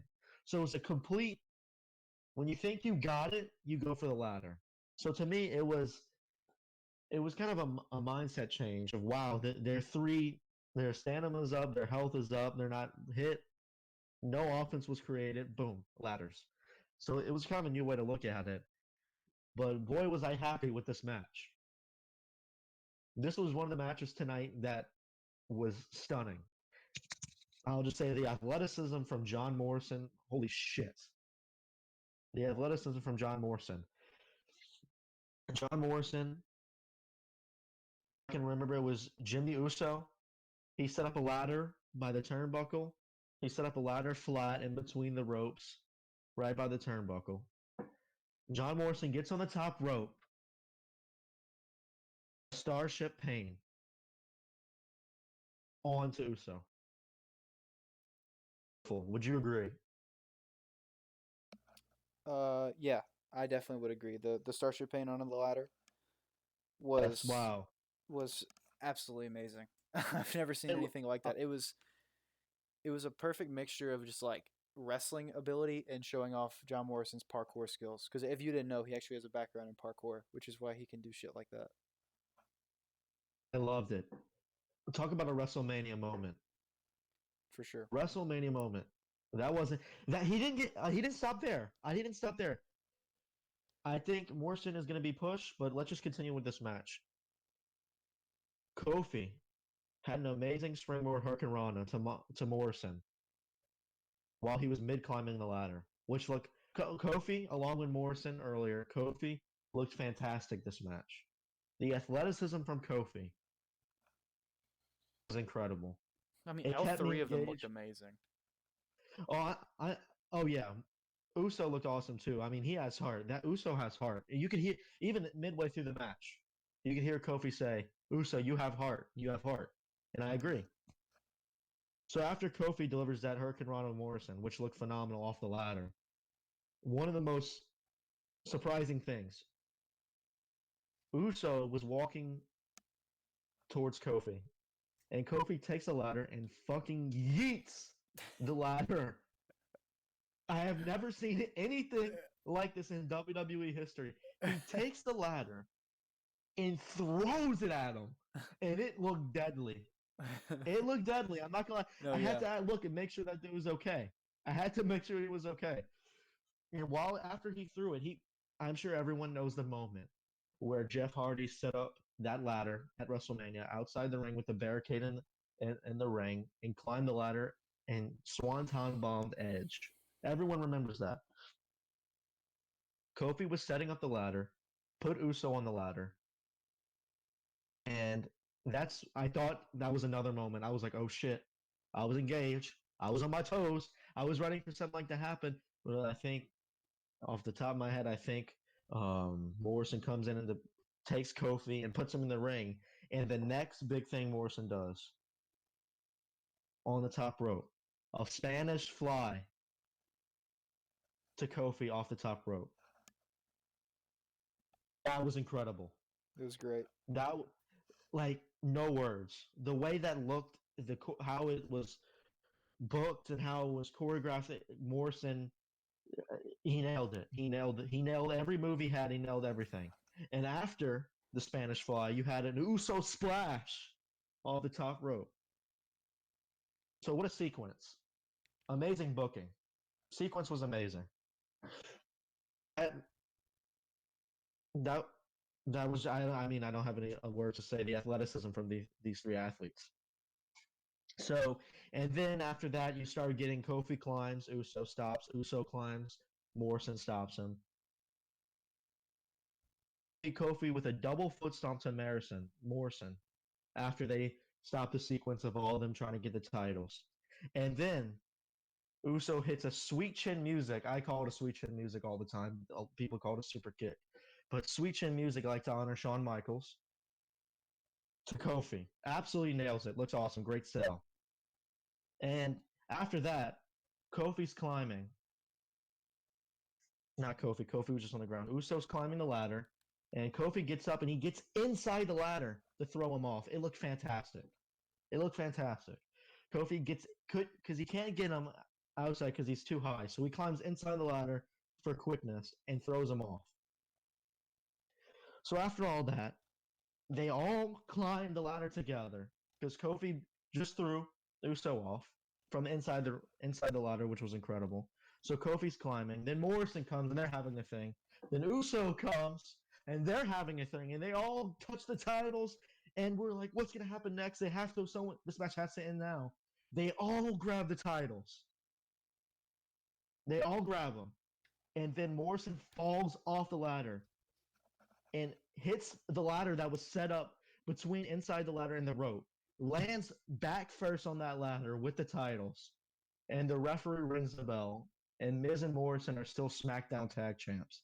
The athleticism from this match and the acting and the characters shown from these three people were unprecedented. I think that set, how I was saying earlier, how the prestige for the Raw Women's Champ went down. I think for the prestige for the SmackDown Men's Championship, the prestige just went up. You have to agree with that. Oh, absolutely. I mean, the prestige is in the gutter. So any type of goodness or any type of positive brings it up, definitely. And putting three guys who are absolutely amazing athletes, especially John Morrison and Holy Kofi. shit! I'm a Yeah. huge fan of the Usos, but obviously John Morrison and Kofi are a little bit better athletes than the Usos. They stole the show. They Yeah, stole the show. for I sure. think for high risk, like like the Edge spear to Jeff and the Edge spear to Mick Foley and the Swanton Bomb, the history of that high risk, they carried it out. I They definitely think there carried that was legacy on. I definitely think there was a lot of high risk. Maybe not as far as you're going. I think Edge spearing Mick I'm Foley into a flaming table is a little bit more extreme than a Spanish fly off the top hey, rope. I'm not saying it's like that. I'm saying they carried the legacy with them of the high risk. Nothing will ever beat that. That's not what I'm saying. I'm saying the risk they showed was incredible, and I think the ECW style of like risk and stuff. I think it was amazing. So, I mean, I think I this was one of the best matches of the night for me. Yeah, this was one So, of do the you want best to talk about where do matches. we go from here? Well, I was gonna say this was one of the best matches of the year so far, and it's not even the Oh best yeah, match oh on the show. yes. Absolutely was not even the best match of the show. But I think this match could have stole any show or any weekend, but it wasn't even the best match on this specific show. Um, but yeah, so it was fantastic. I think it would have been much better in front of a live audience though. But you know, who cares? It went 20 Where minutes, do we by go the from way. here? It went 20 minutes, by the way. You didn't mention that. 20 minutes. 20 minutes of greatness. 20 20 minutes of minutes. great athletic. 20 minutes of athleticism and I pure was so skill put glad on it these went 20 athletes. minutes. I was so glad. So where do we go from here? I think I don't really see a full on direction because I think that the SmackDown or the SmackDown tag titles are directionless currently, especially with the Miz out and coronavirus happening. But John Morrison is fucking fantastic. I think as far as John Morrison's direction, John Morrison needs to split away from the Miz and he needs to become full on babyface. Um, he 100% needs to just continue, um, doing this high risk maneuvers and being in ladder matches and things like that, and could possibly see him with intercontinental title run. I would love to see that. Um, the Usos and the New Day, they continue to be the best tag teams in the WWE and two of the best tag teams in the world. Kofi's fucking fantastic, as we saw with Kofi Mania last year. Both Usos are great. Big E is also great. Xavier Woods is great, but they I think Xavier Woods has been out with injury, so there's been that. And they just continue to have fantastic matches with each other. It's a little stale at this point. I want to see a fresh new face come up to take on Miz and Morrison, possibly an Undisputed Era or something like that. I think Undisputed Era would be great. Miz and Morrison are heels, and Undisputed Era or heel. I think Miz and Morrison are heels, right? Uh, I feel like they're trying to be pushed as heels, but I always want to root for them I because they're mean, just okay. badass. Well, then they could get switched to faces pretty easily if you're trying to root for them. But then we have the Undisputed Era come in and take the tag titles. And if Adam Cole is on my television, that's all I want to see. I don't get me wrong. Cole, baby. I love Kyle O'Reilly, Bobby Fish, and Roderick Strong, but everyone knows that Adam Cole is the money in that match. But yeah, I think Undisputed Era is maybe where the tag titles go from here, and I would love to see them versus New Day, them versus the Usos, them versus another tag team in the WWE. We don't have any because the tag team is so fucking thin, but that's neither here nor there. But like I said, John Morrison definitely needs to be pushed. He needs to get an Intercontinental title run, some type of mid card title. He could be in the Money in the Bank ladder match. I would love to see that. He'd be fucking amazing in that match. Um, but yeah, just push Morrison. Rob, Push Morrison. Robbie, I just had a random thought, and I want you to tell me if it's stupid or good. Yep. New tag team, Samoa Joe Mm-hmm. and Keith Lee. Hmm. See, I can't. I just can't say I want to see that. Really? I can't I love Keith Lee and I love Samoa Joe, and I love them I both love for Keith Lee. very different reasons. And I don't want to see them together. I think you put them together if they're not doing anything. If you don't have anything for them and you have a good tag team name for them and you have a good direction for them and a good storyline and like they mesh well together in the ring, then sure, go ahead, throw them together. But WWE has a tendency to throw people together and then they get locked into being a tag team forever, right? Like the New Day is never going to split up ever. John Ever. Morrison, when he left WWE, was in a tag team with The Miz. He left for a while, came back, and they immediately threw him back into a tag team role with The Miz because that's how they see him. They see him in that mold as a tag team competitor. And I don't want them to put Keith Lee and Samoa Joe together and see them as a tag team for life. I want to I see guess, Keith yeah. Lee go on and face Brock Lesnar for the WWE title. I want to see Samoa Joe win the Intercontinental Championship, stuff like that. So, but if they have an idea to put them together for a little bit, have them win the titles, and then Samoa Joe turns on Keith Lee, and then they go their separate ways, and they have a match, for the WWE title later on, then fantastic. I would love to see that, but I don't want them to get, you know, um, tunnel vision and just say they're a tag team, they're a tag team, they're a tag team, they're a tag team. Agree. So So, I you want to give your grade for this match? yes, I gave this match an A minus because I'm very hesitant to give A pluses. I don't like giving A pluses. But it was a great match. It was fucking great for what it was. I still think that the story was lackluster. But like I said, there's no tag teams on SmackDown. There's no tag teams on Raw. There's no tag teams anywhere. So like you can't expect them to come up with something grand and phenomenal when they don't have any tag teams. And sure, I could say they need to make more tag teams. But for what this was, it was a triple threat match between three amazing athletes for a tag title. The ending was a little silly, so I couldn't exactly give it an A. But the match was so good and could have definitely stole a show on any night. I had to give it an A minus. So what'd you give it, Brent? I I agree with that. I mean, I agree the ending was a little silly. I mean, it could have been portrayed as that, but I kind of like the suspense when they fell, and I felt like it capped off the match. So I'm going to give it an A. Again, I'm also hesitant. I was thinking about giving it an A plus, but I'm hesitant to give it A pluses because A pluses is like the Shawn Michaels Undertaker, like that. Like to me, an A plus is like that kind of match. So Yeah, that's like a standard, and it wasn't like a stand. It was a pretty basic match. I mean, not basic match. It was a great match, but it's not like a match that it's not 10 years you. from now. I'm gonna Yeah, look at this, exactly. but definitely A, and definitely match of the night so far. Match of the night so far. Yeah, At this point, at this point, at this point. at this point, at this point, we'll get into that. We'll get into that. But Yeah. yeah, A, match of the night so far. Moving on, Kevin Owens versus Seth Rollins. So Kevin Owens versus Seth Rollins. Some predetermined match. Is this my match? Yeah, it's my match. This Sorry. is your match. Okay. Some pre-match thoughts about this match. First of all, Seth Rollins is amazing. I love Seth Rollins. I was telling Brandon about this during WrestleMania. I fucking love Seth Rollins. I think his Messiah gimmick is fantastic. I think it fits him perfectly. Better than whatever the fuck he was doing when he beat Brock Lesnar at SummerSlam. Way better. But him and Kevin Owens aren't really fighting over anything here. So that's a I feel like problem for me. I feel like they made it one of those matches that's like this is personal. Like you attacked my character kind of match. Like It's that's what it was. that's not good enough for me. I need something. I need something more of substance. That's just me. That's just me. I need a reason. Like does Kevin Owens, Seth Rollins both trying to go for the WWE title, and the winner gets to face the WWE champion? Like I need something like that.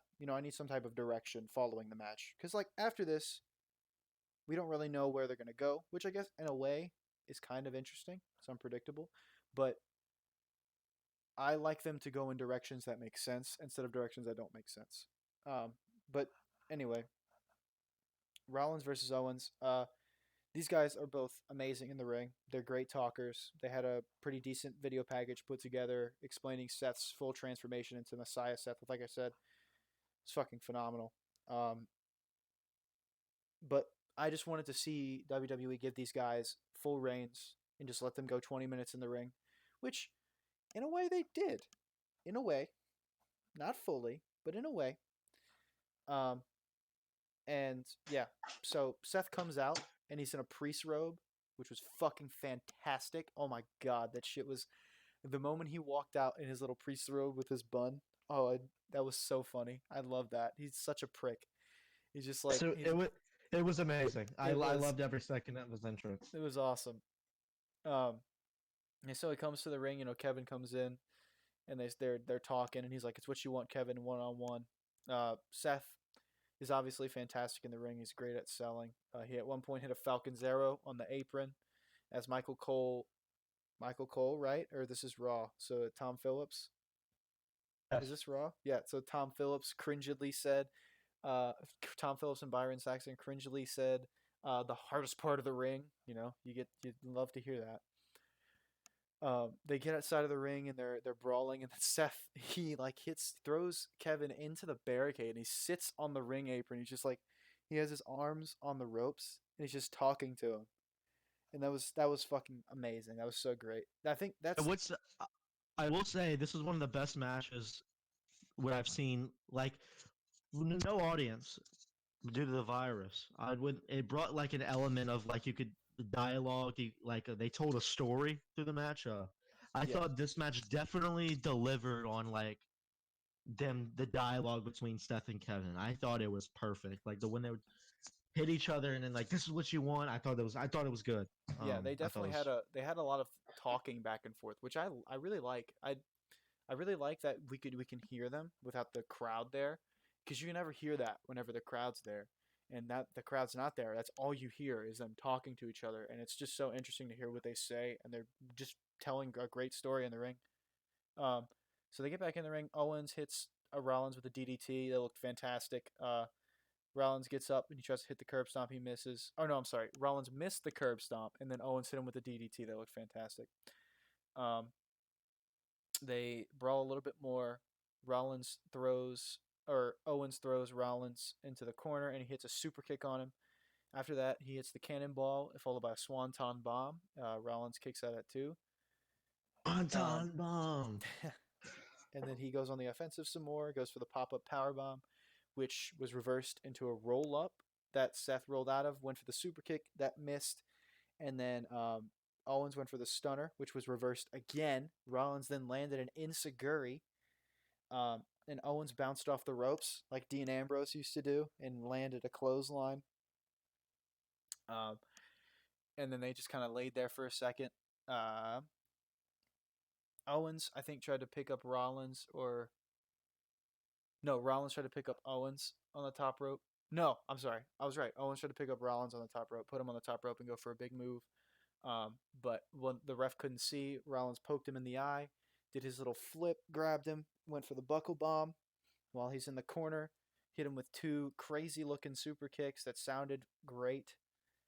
Went for the curb stomp that was then reversed into the pop up power bomb and a kick out at two. Rollins gets out of the ring. Owens chases him and hits him with the bell, with the match ending in a DQ. And let me tell you, Brandon can attest to this. I So was Cam, so ready to shit on every second of this match the moment that happened. So ready. So let ready. me build up. Let me build up a little bit. Like I was telling everyone who's watching, we did a Google Doc where we take notes about the match. And when I realized Robbie finished it, I saw the capital letters coming in bulk. I saw these capital letters coming. WWE sucks. Blah blah blah. Not another one. This is a theme this WrestleMania, and I'm texting him. Wait, wait. And then I'm telling him to wait, and then boom. If you want to continue, like Yeah, like I said, I was so ready to shit on this match because I hate endings like that. And Rollins kind of starts making his way up the ring, and then Owens is like, "No, no, no, no, no, no, no, no! I don't want it to end like that. Restart the match. I want a victory, my way." Seth, if you're really a god, get back in this ring and prove that you're a god. So they get back in the ring and they start fighting, and Seth is yelling at him. He's like, "You want your WrestleMania moment? You want your moment?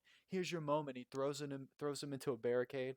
I thought that Seth's just was dominating at this point. I thought that was amazing, that line, because the whole storyline has been granted, it's been lackluster, but the storyline they were going for is that Seth Rollins has had a bunch of WrestleMania moments and Kevin Owens has had none.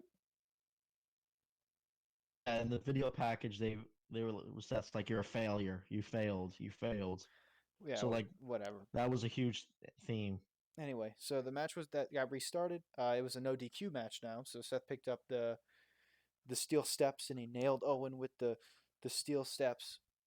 He picked up a chair and hit him with some pretty brutal chair shots. And he starts walking away, and Kevin Owens is crawling, and he's like, "You're always gonna be a bitch, Seth." Um, and Seth was like, "You better watch your mouth. It's gonna get you in trouble." Or he said something like, "Your mouth, that mouth of yours, is what's always gotten you in trouble." And he kept hitting him with it. And eventually, Kevin Owens kind of gets up and does some moves offensively to Seth and puts him on the announce table, which probably spot of the night because Oh yeah, I'm not 100%, I'm hundred not percent. counting Taker Styles as spots of the night because that was something completely different. But definitely spot of the night in the ring. Kevin Owens climbs up to. There's a WrestleMania sign on the left side of the ring. If you're looking up the entrance ramp, there's a WrestleMania sign on the left side of the ring where apparently you could climb up to it. He climbed up and Shane McMahon style elbows him through the announce table, and you just hear fucking Seth like wheezing. He's like, it's fucking. It was crazy. I've Let me never. build off of that. When Kevin jumped off the sign and Shane O'Mac style elbowed Seth, my jaw was just dropped. Oh, I for sure. said, I'm like, no, no. And then he did, and I'm like, that's creative genius. That was that was Kevin Owens WrestleMania moment. For WrestleMania sure. moment. That match will be summed up of him jumping off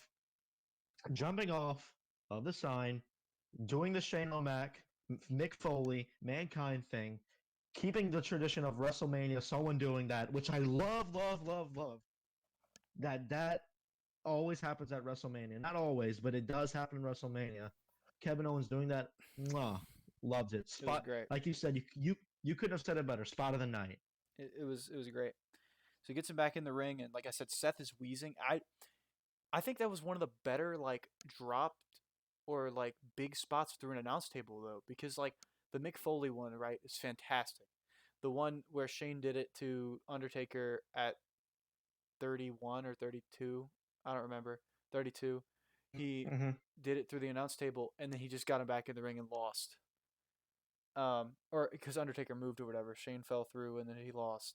But like this one, Owens did it, and like you can hear everything that's they're saying and everything that they're doing, and Seth is like gasping for air.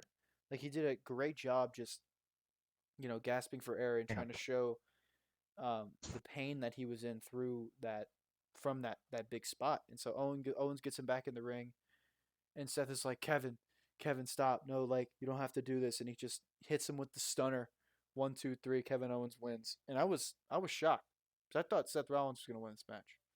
I even had it. I haven't had it before the match, like as a pre-match thing. I said I think Seth should pick up the win. I think he does pick up the win, and he's Drew's first opponent. Because I think Drew McIntyre should obviously win the WWE title. And I said Seth Rollins goes on to face Drew McIntyre. But with Kevin Owens winning, it's up in the air now. Because what does Seth Rollins do now? Does Seth Rollins just go back to being mid card, and then eventually he goes up to the main title? Or does Kevin Owens now move up to the WWE title and he tries to face Drew McIntyre, even though they're both babyface? I don't know. Um, but yeah, I thought that match Here's what was really good. let where we go from here. I think here's my prediction. I think Seth Rollins wins the Money in the Bank again. You think so?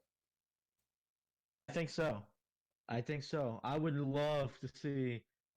I would love to see a Seth Rollins Drew McIntyre feud. Oh, absolutely. I would love to see Messiah Seth Rollins versus Babyface Drew.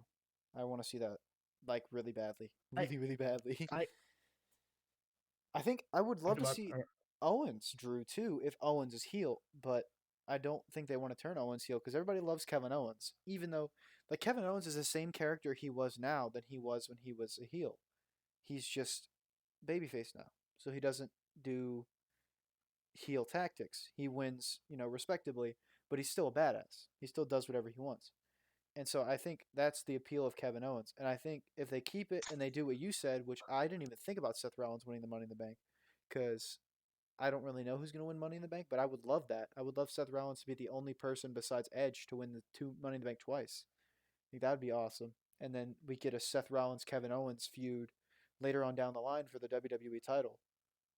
Um, the same way we got it here, and we get another great match like we got here. Maybe this The time, storyline at that point, it would be amazing.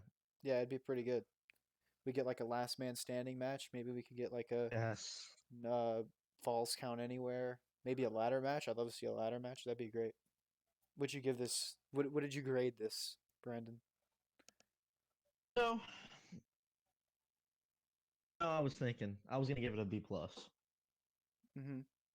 A raw reaction to this match was a B plus, but after talking about it and talking about all the spots, um, especially the spot where he jumps off and how much I loved it, I'm gonna give it an A minus, and I'm gonna give it an A minus. Why? Why do I give it an A minus? I give it the minus because of the disqualification when Rollins hit him with the bell. I was very upset. Uh, I I'm not gonna lie. I wasn't the biggest fan of how they did that. Made in a no DQ.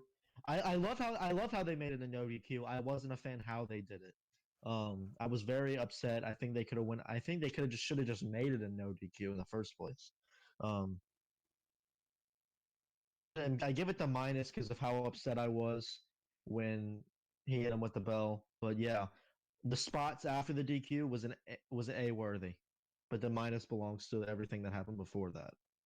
I would It I was would kind agree with that. of, it was kind of forgettable before that, but everything was memorable after after they rang the bell again. He and Seth came in and started hitting him with the steps. Memorable, one probably memorable WrestleMania matches for history. After the no DQ, so that's what the minus is for. But A minus for me. That was good. Yeah, I wouldn't go far as to say A minus. I gave it a B plus. Because, like I said, the Respectable. the match, the build up wasn't there for me. Didn't really resonate. I still don't really know what they were fighting over. But I was intrigued nonetheless because I like Kevin Owens and I like Seth Rollins.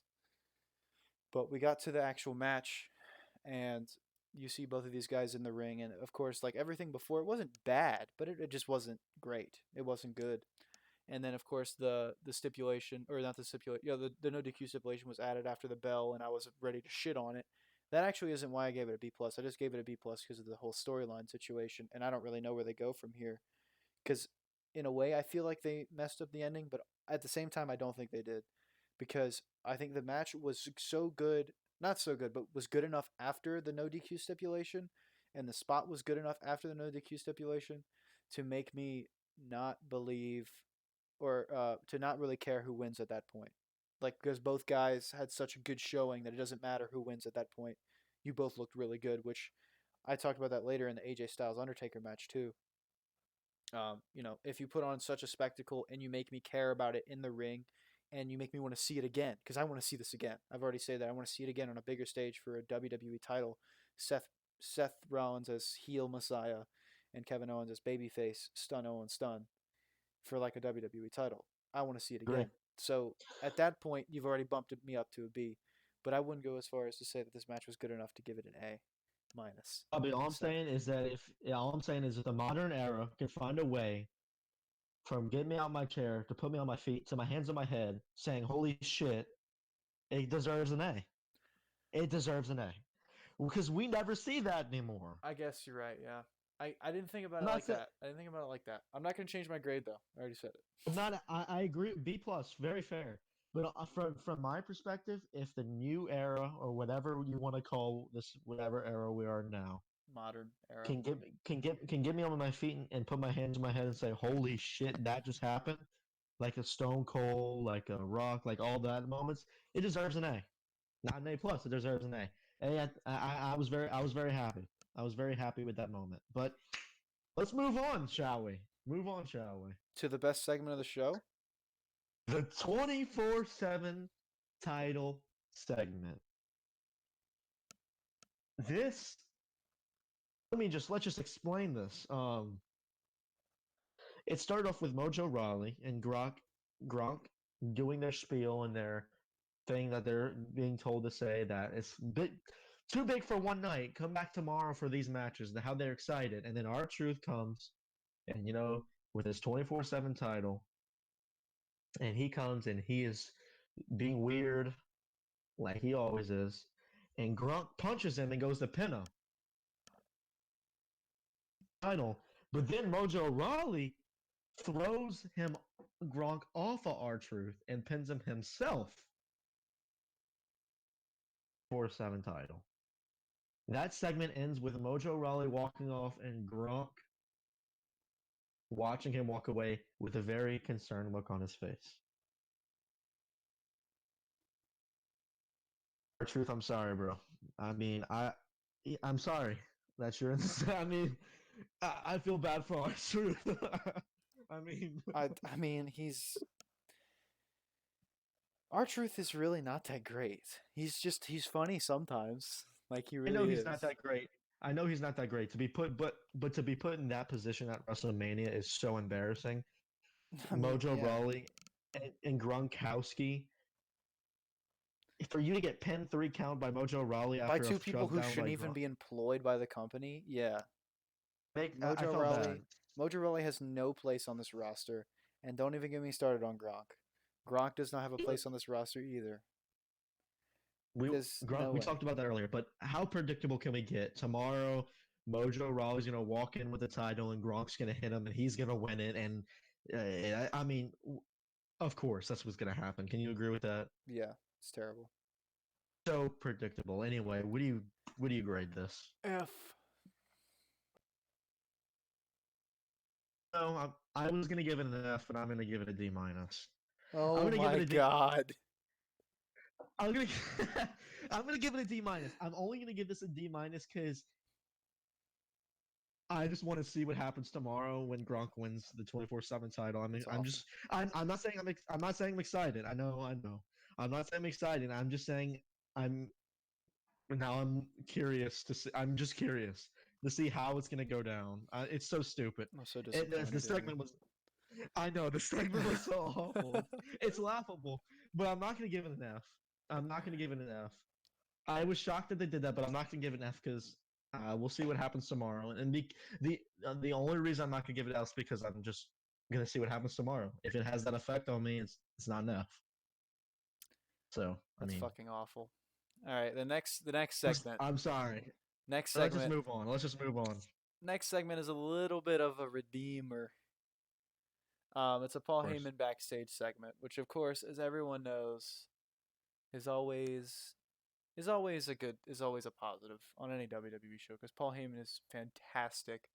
He continues to be the best talker in the business. He continues to be better than everyone on the active roster speaking on the microphone. He continues to bury all of them every time they're in a program with Brock Lesnar. And I hate saying that, but he's just too good on the mic. He's just so good. But he says the same old bullshit he says every time. Brock is the reigning, defending, undisputed WWE champion of the world, and whatever. Brock is making people his bitch. Yeah, making people his bitch, doing whatever the fuck he wants, whenever he wants, which is true. For those of you that don't know, that is just how he is.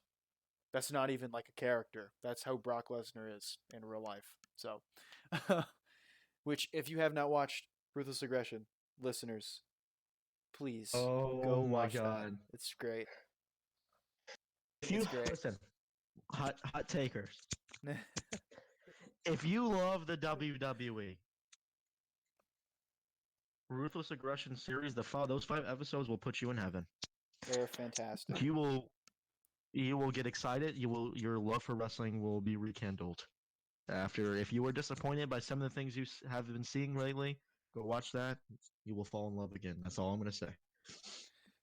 So Heyman basically reiterates what he says every week, and I have a little comment here that I want to get your opinion on.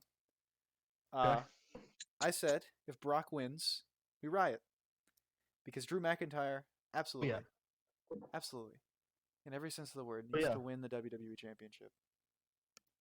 if Drew McIntyre doesn't win, walk out of WrestleMania tomorrow, out of the Performance Center, out of Orlando, with the title around his waist, it's WrestleMania is a failure. It is. Yeah, I mean tonight Drew I think is McIntyre, almost a the way they failure, but we'll get to that. they've been building and pushing Drew McIntyre, him to not win this title would be saddening. Absolutely. I, I hope it's a good match. I hope it's a good match. I know we got two beasts in the ring, but yeah, I hope we see Drew McIntyre walk out of this with a win. So, what do you grade this segment? Um, I always want to give Paul Heyman an A plus, but I can't. I can't give this segment an A plus because again, it's just like the Sammy segment. It could have happened on Raw or SmackDown. It could have happened on and on just a weekly episode of television. And I don't like that it's happening on WrestleMania and taking up time slots for performers and matches. We could have got another 3 minutes or 4 minutes from Kevin Owens, Seth Rollins. We could have got another 5 minutes from the ladder match. I don't like that this is taking up time for something that I actually want to see. And don't get me wrong, I want to see Paul Heyman talk, but let him talk on Raw or SmackDown, not on a pay per view, right? But I'm not going to give Paul Yeah, Heyman a C. I'm not. I can't. He's B plus or above. The way he speaks, his intensity, his mic work is B plus or above worthy every time he gets on the mic, easily. I'm gonna disagree with you, Robbie. I'm gonna disagree with you. See, I know I said I hate to give out A pluses only to those kind of matches, but I'm to me my grading system for promos and backstage segments are going to be completely different. It's completely very different grading scale. And if Paul Heyman is on the mic, it's going to be an A plus. I'm genuinely more excited for tomorrow's match. I'm more excited. A plus. Paul Heyman deserves an A plus every time he gets on the mic. I mean, I'm definitely more excited for No, tomorrow's match, but I can't. I can't give an A plus to really anything on a wrestling show. I just can't. Even though I did, even though I did, but I usually don't. spoiler. Spoiler. Even though I did, but I usually Anyway, can't. let's move. Match of the night Let's move on to match of the night. to the absolute biggest travesty.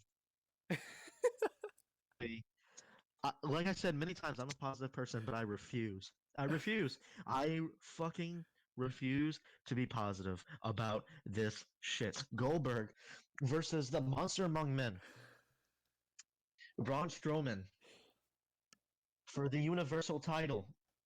Let's get this on straight. Braun Strowman wasn't in this match 24 hours ago, if we want to be technical. Maybe we heard spoilers a few days before that, but technicality, he wasn't in this match till about 8 o'clock yesterday on Friday Night SmackDown. It wasn't. He wasn't on the match. So me and Robbie were talking. Goldberg's gonna win, and they're gonna wait for Roman. They're gonna wait for Goldberg and Roman to face off at SummerSlam. Of course, I mean common sense, right? Of course, WWE likes that, which I always have hope. And let's just get into this match. Let's start off by saying this match was 2 minutes. SmackDown tag team title was 20 minutes. Becky Lynch and Shayna Baszler, one of the worst matches ever in WrestleMania history, was 9 minutes. Vince McMahon supposedly said is the most prestigious title in the WWE. And it is 2 minutes. Not even the main event. You got a Goldberg who doesn't even go on TV anymore. He went on TV once for that promo with Roman Reigns, that contract signing bullshit. Once. Braun Strowman hasn't been on TV since he lost the Intercontinental Championship to Sami Zayn. Tell me how someone deserves to be in a WrestleMania match versus a Hall of Famer Goldberg with the Universal title on the line when his last match and appearance in the WWE was an Intercontinental bout with Sami Zayn that he lost. That he lost. I'm just, I am going to express, I am thoroughly disappointed. Um, I, I am disappointed not only in the outcome, but this match in total. Again, I'll say this match was 2 minutes. Fear Fest. I don't care, but to count off the top of my head, but I think Goldberg delivered 5 spears, 6 spears maybe, and I'm like, oh, great. And I was like, just like I said, me and Robbie talked about, he's gonna squash Braun Strowman, and he's gonna go defend the title at SummerSlam against Roman Reigns when he gets healthy. No, he spears him 5 times, spears him 3 times first, kicks out. Braun Strowman kicks out. The Monster Among Men. Monster Among Men kicks out, and Goldberg, without any other moves, any other offense, spears him 3 more times, and refuses to pin him. He goes for the jackhammer, his signature move, and of course he can't lift Braun Strowman up. Refuses to let him do that, and continues the only move, offensive move that he can think of, this Monster Among Men, is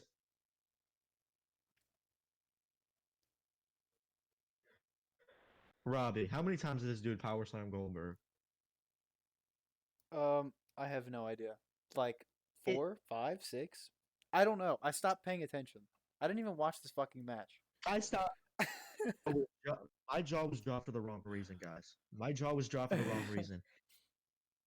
When he power slammed him for the 6th or 7th time and pinned him for the 3 count, Hall of Famer Bill Goldberg. I'm speechless now. I'm honestly speechless. I don't know I don't know I don't know what they're thinking. I don't know how anyone thought this was a good idea. I feel like even short-term wrestling fans that just got into wrestling would hate this.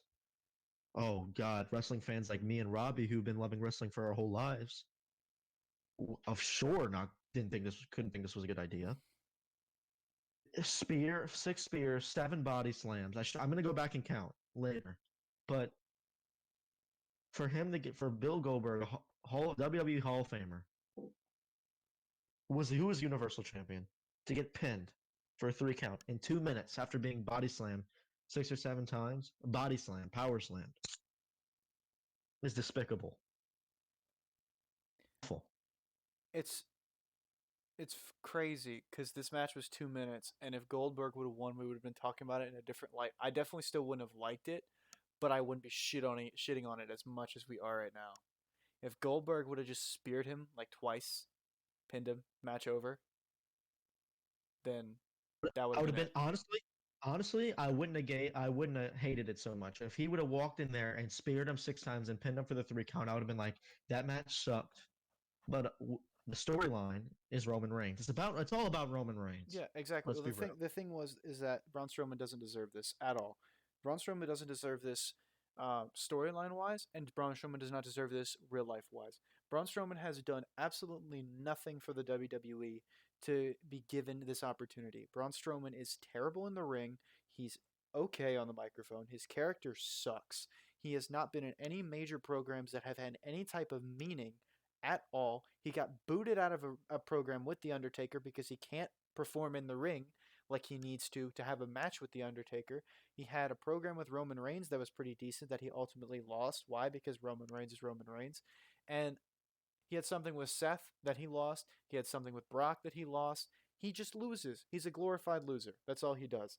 And you give him the Universal title for what? Just to drop it to Roman? I mean, sure, that works because now Goldberg can go do whatever. He doesn't have to be on TV. But like, it's just that's terrible. This segment was absolutely awful, and I don't even know where we go from here. Braun doesn't deserve the title. Braun doesn't have anything to do with the title. Who's going to take it off of him? The only person is Roman. Roman is the only person. And thinking about this now from a prestige point of view, you look at the lineage of the title, and the most recent person in memory that had a good reign was the Fiend. The Fiend lost it to Goldberg, who beat him in like 5 minutes. Goldberg lost to Braun Strowman in 2 minutes. So what you're telling me is Braun Strowman could beat the Fiend in 1 minute for the Universal title. Braun Strowman is Absolutely not. fucking garbage. The Fiend would eat his ass on the microphone. The Fiend eats his ass in the ring. The Fiend eats his ass character wise. Everything about The Fiend is more interesting than Braun Strowman multiplied by 5. There's no reason that you should have taken the title off The Fiend if it was going to end up on Braun Strowman. Roman, I get, because Roman's the face of the company, and that's what Vince is trying to push, and that's fine. After this whole pandemic issue has come out, and Roman has come out and stated that he didn't want to, harm himself, he didn't want to harm his family, and he wanted to pull out because he felt like it was wrong that the WWE was making all these making them do all this stuff and perform under the circumstances that we're in. I have so much more respect for the man than I did before, and I can truly say that I am now a Roman Reigns fan. Before that, though, I was not a Roman Reigns fan, but I still understood why they were giving the title to him at WrestleMania. I didn't like it, but I understood why. I have no idea why they gave the title to Braun. It makes no This is a guy sense. who this is a guy who just won the title, whose biggest highlight of his career was going in the audience at WrestleMania, finding a little teenage boy named Nick, walking in the ring and making him his tag team partner. Robbie, Yeah, I don't know if you remember that. That was that very was recent. absolutely awful. And he tagged Nick, and Nick walked in the ring, and I think it was Kane or someone like that, who just looked at him, and he tagged Braun Strowman, and they were WWE, and they were champs, tag champs. But the next day at Raw, he said he couldn't be champ because he had school. Keep in mind, the only reason I'm saying this because this is Braun Strowman's biggest highlight of his wrestling career. And from that to beating Goldberg in 2 minutes, who Goldberg beat the Fiend in 5 minutes. This is a travesty, and I don't. Let's just get into it. What do you grade this? It's fucking worse than an F. That's probably the worst outcome and match I think I've seen next to Goldberg versus the Fiend. It was terrible. It was absolutely awful. It honestly, without this match on the show, this show would have been way better. You take this match off and you take the Becky Shayna match off, this show is easily a B plus. B. Easily. I'll tell you this. I'm going to make a bold statement. Mm-hmm. Aaron King Corbin and Roman Reigns Steel Cage's match at Super Showdown was more entertaining than this match. Somehow. And hot takers, I hated that match. There was no substance to that. There was no substance to that match at all. I talk shit about that match all the time. I hated it. But God, I would watch that match 10 more times than before I would ever watch this match ever again. Therefore, I'm not even grading it. I'm not grading it. As a WWE fan from when I was from when I was 5, I can even remember. This is a disgrace to the Hall of Famers who have walked before and walked in the ring to music, and for the fans cheer. This is a disgrace. This is a disgrace to the Stone Cold Steve Austins. This is a disgrace to the Hulk Hogan's. This is a disgrace to The Rock. This is a disgrace to everyone who has had blood, sweat, and tears for this company. I may be exaggerating. I'm just very upset. I'm not that because of that. I'm not grading it. This match doesn't deserve a grade. We'll see what happens, but worst match in WrestleMania history for me. Let's talk about how we can fix it then. Thank Robbie, I'll let you dive into this one, but let me just explain. How upset I was from that was, I don't want to say fix because I don't think anything could fix that, but talk about distracted. Talk about revolutionary for the WWE. Something never seen before in WWE television. AJ Styles in a Boneyard match. I personally didn't know what to expect from this. And let me just say before Robbie explains it, this has to be. Tell me if I'm wrong or exaggerating. Easy and say top 10, but I want to say top 5. WrestleMania history. I definitely, for me, it is definitely one of the best things I have watched. And it is probably the best thing that I've watched in my wrestling fan tenure.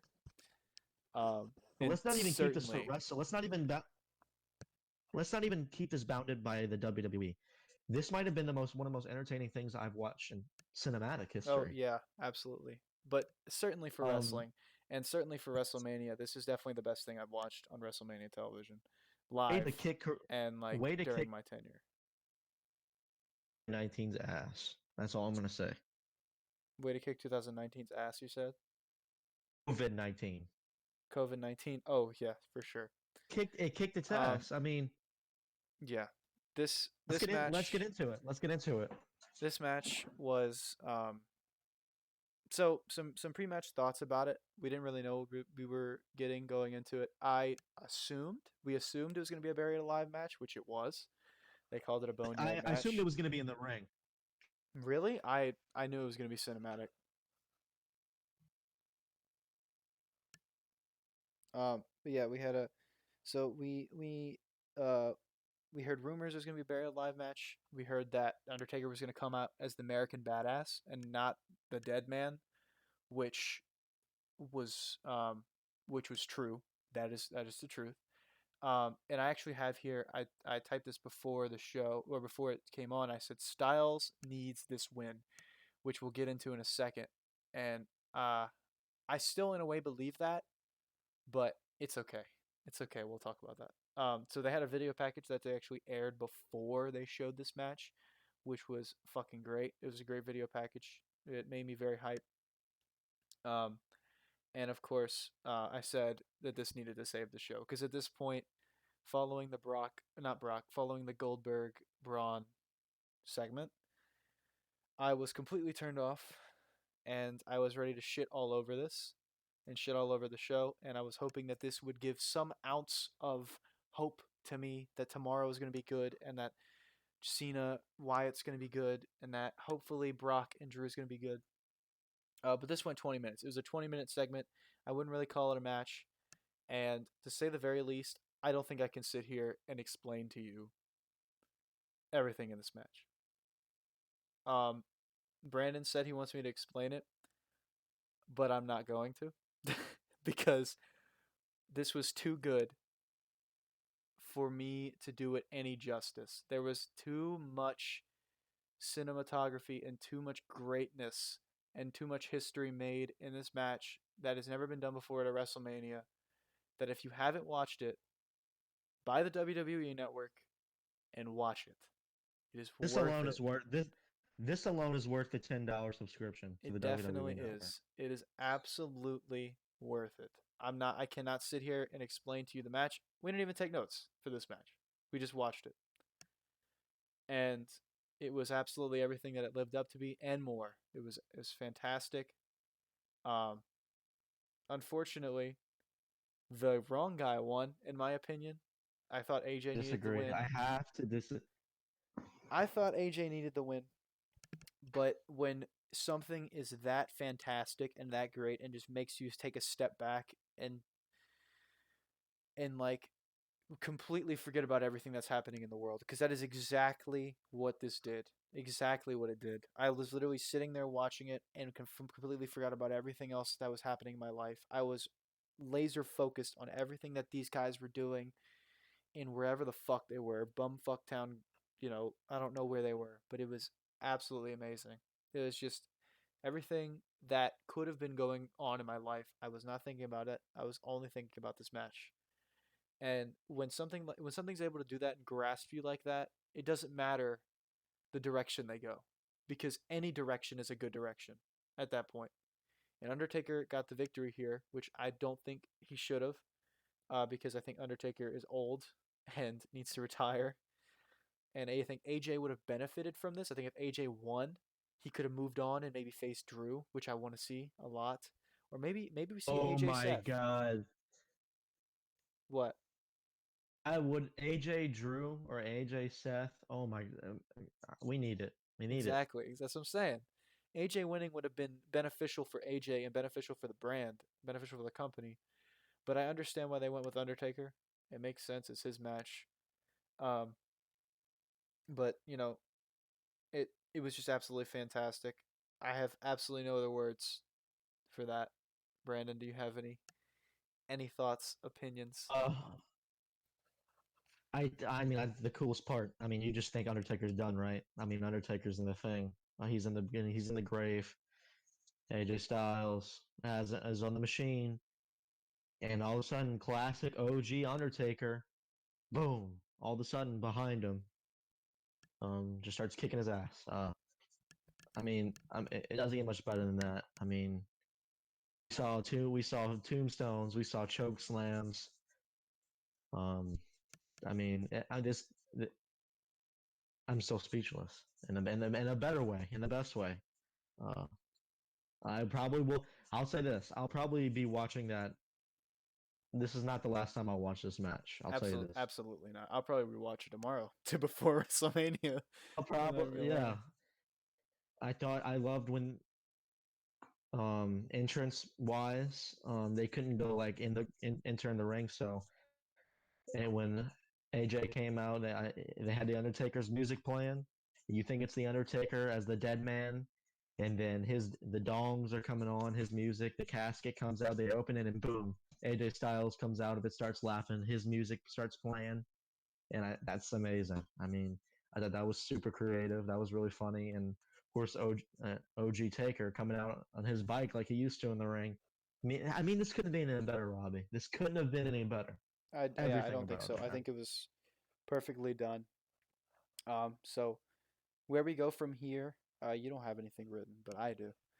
I agree with everything So you said. okay. Yeah, So I said so AJ in this match, he lost, so he was technically quote unquote buried alive, and they have this image of him with his hand like in the air at the end, which is really cool. Um, but I don't know where they really go with AJ from here. I think I love AJ Styles, and I think the AJ Styles character is cool, but I think it's run its course. The whole I'm phenomenal, I'm the best in the world. I think that character has run stale. So I definitely could see them bringing back AJ as a new character and saying his old character completely died, kind of I agree. That would be reinventing awesome. himself. Um, but regardless of what they do, I don't care what they do. They could do anything with either one of these guys at this point because it was just that good. And that's how you know something is that good, is if you come out of it and no matter what they do with the guys, you're going to be invested. I'm going to be so invested in what they do with AJ Styles now because of what he did in this match, and I'm going to be so invested in Taker because regardless of you know whatever they do with either one of them, AJ Styles brought Undertaker to one of the best matches, storylines, spectacles, cinematographies I have seen in His career. WrestleMania. Yeah, in his career, absolutely. Where I have seen in WrestleMania or I have seen in my life, maybe since the Shawn Michaels match. Obviously, the Shawn Michaels match is a different animal. That's a match that happened in front of a live audience with, career versus streak. It's a crazy story, a fantastic match, considered one of the greatest matches of all time, if not the greatest match of all time. But this is a completely different animal than that, and I think AJ being able to take an old busted up man like the Undertaker and bring him to such a fantastic delivery like that is something special in itself, and I think AJ needs to be rewarded for that. So regardless if he comes back as the phenomenal AJ Styles or something else, they need to strap him with a belt, whether that be the Universal title or the WWE title. But it cannot be anything but those two. He absolutely needs some type of championship, and the rocket needs to be strapped to his back. It needs to be just going because he is by far, by far, the only person in the company right now that could do that. And I am convinced. I'm convinced there's no one else that could have brought The Undertaker to what we saw tonight. I 100% agree with that. Everything he needs a belt. Put it on him right now. Put it on him. He does like you said deserves to be rewarded. So I'm gonna jump right in. My grade A plus. This was a Shawn Michaels Undertaker match. Like I said, this was one of the best matches of Undertaker's career. I don't even want to call it a match. It was a It wasn't. masterpiece. Yeah, it wasn't a match. It was a spectacle. It was a spectacle, and if it can be called a spectacle, A plus, because I might be just excited right now, but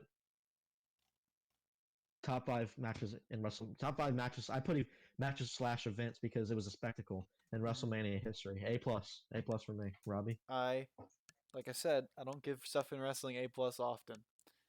Unless we're talking about NXT usually or AEW. But if we're talking about WWE and the main roster, I usually never give A pluses, but this is one of those times. A plus, big time A plus. I think that this needs to be the model moving forward, the way it was done. Whether or not they go about, their matches in a cinematography style ever again, it's up to them. I don't need to see that. But the way that it was produced, the way that the story was built, the sequence of moves done between the two men, the inclusion of the club, the inclusion of the wife, and the story that was built through it, and the way it was just done throughout this whole thing is the model that needs to be moving forward. That they need to have a plan, and they need to set up that plan, and they need to just go for it. They need to not be dilly dallying around and trying to figure out what they want to do 2 weeks before WrestleMania. They need to figure out what they want to do and just push the button and zoom forward, moving with what they want to do regarding that plan. And I think that's exactly what they did here, and that's exactly why it was so great because they were able to film a fantastic segment with Styles and Undertaker in it. I didn't see a single person complaining about it on Twitter. I don't think anybody's going to complain about this. It was great. It was absolutely great.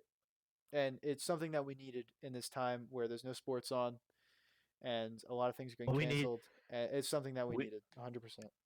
we needed this bad. We need this bad.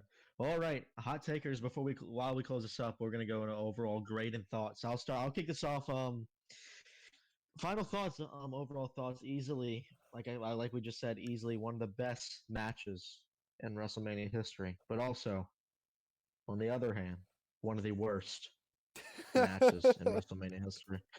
I think that's the. Can you agree that was the headline for tonight? Oh, for sure, for sure. I mean, as much as I want to say the headline of the night was Undertaker AJ Styles, I cannot. It was overshadowed by Braun winning the Universal title in 2 minutes. I have never been upset with the company. You've heard what I said. Hopefully, it's in a good hands soon.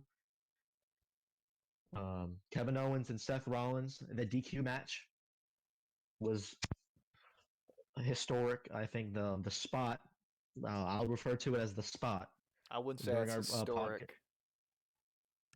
That's definitely not Huh? historic. That's definitely not a historic spot. That's just a I spot. say, I say it's a historic spot due to the It happens so. historic, Oh, you mean like it's just a like? Oh, okay. I understand what you mean. like the historic The history spot behind people doing that spot. I see what you mean. that's it lives on. Yeah. It lives on. So I thought it was that's what I was trying to say. The DQ match amazing, dialogue match, characters interesting. I said I guess the women's tag match was okay, but everything else was borderline forgettable.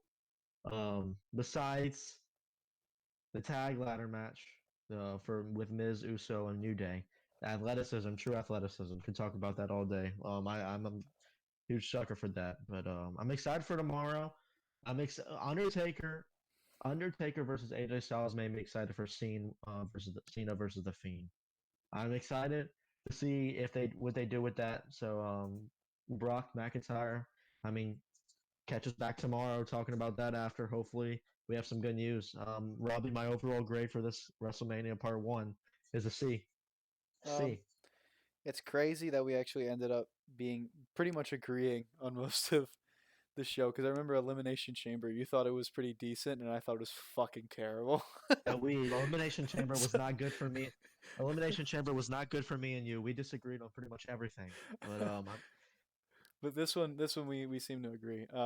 But I said majority of the show was not good because it was not. 3 matches does not make a 7 match show good. So yeah, and the only 3 matches that were good on the show, in my opinion, were Undertaker, Rollins, and the tag team title match. Everything else was pretty forgettable. In the tag team title match, even in a sense, was forgettable in my opinion. Rollins and Kevin Owens was even forgettable in a sense. You're probably not even gonna remember most of that match in 3-4 months. You'll probably remember the spot from Kevin Owens. You'll probably remember the Spanish Fly or something from, you know, Morrison, or you'll remember the bullshit title grab that happened at the end. but for the most part, you won't remember the match. We're gonna remember Taker Styles for years to come, because it was just that good. And I said here it's probably, possibly, or I think it is the best match of the modern era, the best thing that they've done in the modern era. I don't really want to say match because it wasn't really a match. It was a Lucha Underground style cinematography thingy, and it's the best. It's the best segment that I've seen of the modern era. Period. That involved two guys going at it in some undisclosed location. Um, but yeah, a lot of the outcomes I felt tonight were just wrong. They could have done so many things differently. Um, Obviously, Braun winning the Universal title was a fucking mistake, and if you don't think so, you're an Get idiot. off. You are an idiot. um, I think that Daniel Bryan not winning the IC title was a mistake. I think Seth Rollins not winning was a mistake, even though I was okay with Kevin Owens winning. I still think Styles not winning was a mistake, even though I'm okay with Undertaker winning. I just felt like every single match they got wrong tonight, aside from the tag team match, because I didn't care who won, and the other tag team match, because again, I didn't care who won. But as far as like the title changes, I felt like they were afraid to. He was afraid to change hands on the certain titles. He changed hands to Braun because I think Goldberg wants to go with his family. But I think Vince was scared to take the title off Zayn in front of no crowd and give it to Daniel Bryan because there's nobody to for Daniel Bryan to react off of. So I think he thinks it would have just been easier for Sammy to take the victory and run off. And same thing goes for Becky. I think Vince thought in his mind it would have been easier for Becky to just get the roll up, roll out of the ring, and disappear. So that way you don't have to sit awkwardly in the ring holding it up to a empty arena. But I understand where he's coming from because I think that's the reason why we got the outcomes we got tonight. But ultimately, that doesn't excuse lazy creative. Um, so yeah, and if tonight was any indication with the Becky Shayna match, the women's division needs a complete revamp on the singles and tag team side. Everything needs to be changed. And I was trying to get into it a little bit earlier, but I said I would save it for the end because it might take a minute. But the women's division, in my opinion, needs to just completely dissipate and become something new. And by that, I mean they need to take both rosters, combine them into one, and put them on a show. Pick a show, it doesn't matter what show, or combine both rosters, keep them separately on the shows, but only have one title. So at SummerSlam, have Becky versus fucking Sasha Banks, because Sasha Banks will probably be SmackDown Women's Champion at that point. And you have that match. The winner is the undisputed Women's Champion, and the title floats back and forth between Raw and SmackDown. And Becky can feud with people on Raw over the women's title, and people on SmackDown can feud between each other without a title. And if they win their feud, then they get the opportunity to face Becky at a certain pay per view. Things like that. It'd make it more interesting. It'd make it fun.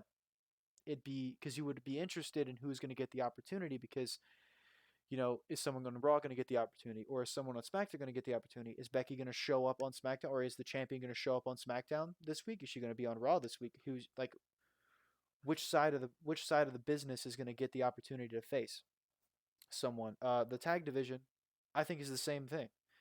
It's the same old teams and the same stale teams over and over and over again. The Usos and the New Day have been in WrestleMania fighting for the SmackDown tag team titles for the last 3 years, and as much as I love both teams, I'm tired of seeing the same thing over and over and over again. They still put on great matches, but I'm tired of seeing the same teams over and over again. So, like the women, combine the two teams, have one tag team title, and have it float between the brands. It makes it more intriguing, it makes it more interesting, and ultimately, it's just better for everybody because both rosters are combined. You have more teams to compete with, you have more teams to feud with, and you just have better storytelling in general. Um, but that's my spiel for how WWE should fix themselves. But overall, the show I thought was, like I said, it wasn't great, and ultimately would probably be forgettable outside of Styles and Taker. Overall, I gave the show a C minus. Styles and Taker, I don't think could have saved this show because of the lackluster creative and just ultimate and just genuine forgettability about most of everything that happened on the show. But like I said, Styles and Taker will be something that we remember for a long time. And if this show didn't give us anything, if this show didn't give us anything else, at least it gave us that. So yeah, All right, hot takers. That was our first hot take wrestling podcast. Hope you enjoyed it. You come here for the hottest takes in WWE, AEW, NXT, yes sir. anything, anything, anything. Anything. Thanks for listening. If you liked it, drop a like, subscribe, leave a comment if you have any suggestions. We're just kicking this off. Things are just getting started. Thanks for listening. Join us tomorrow after WrestleMania. See ya.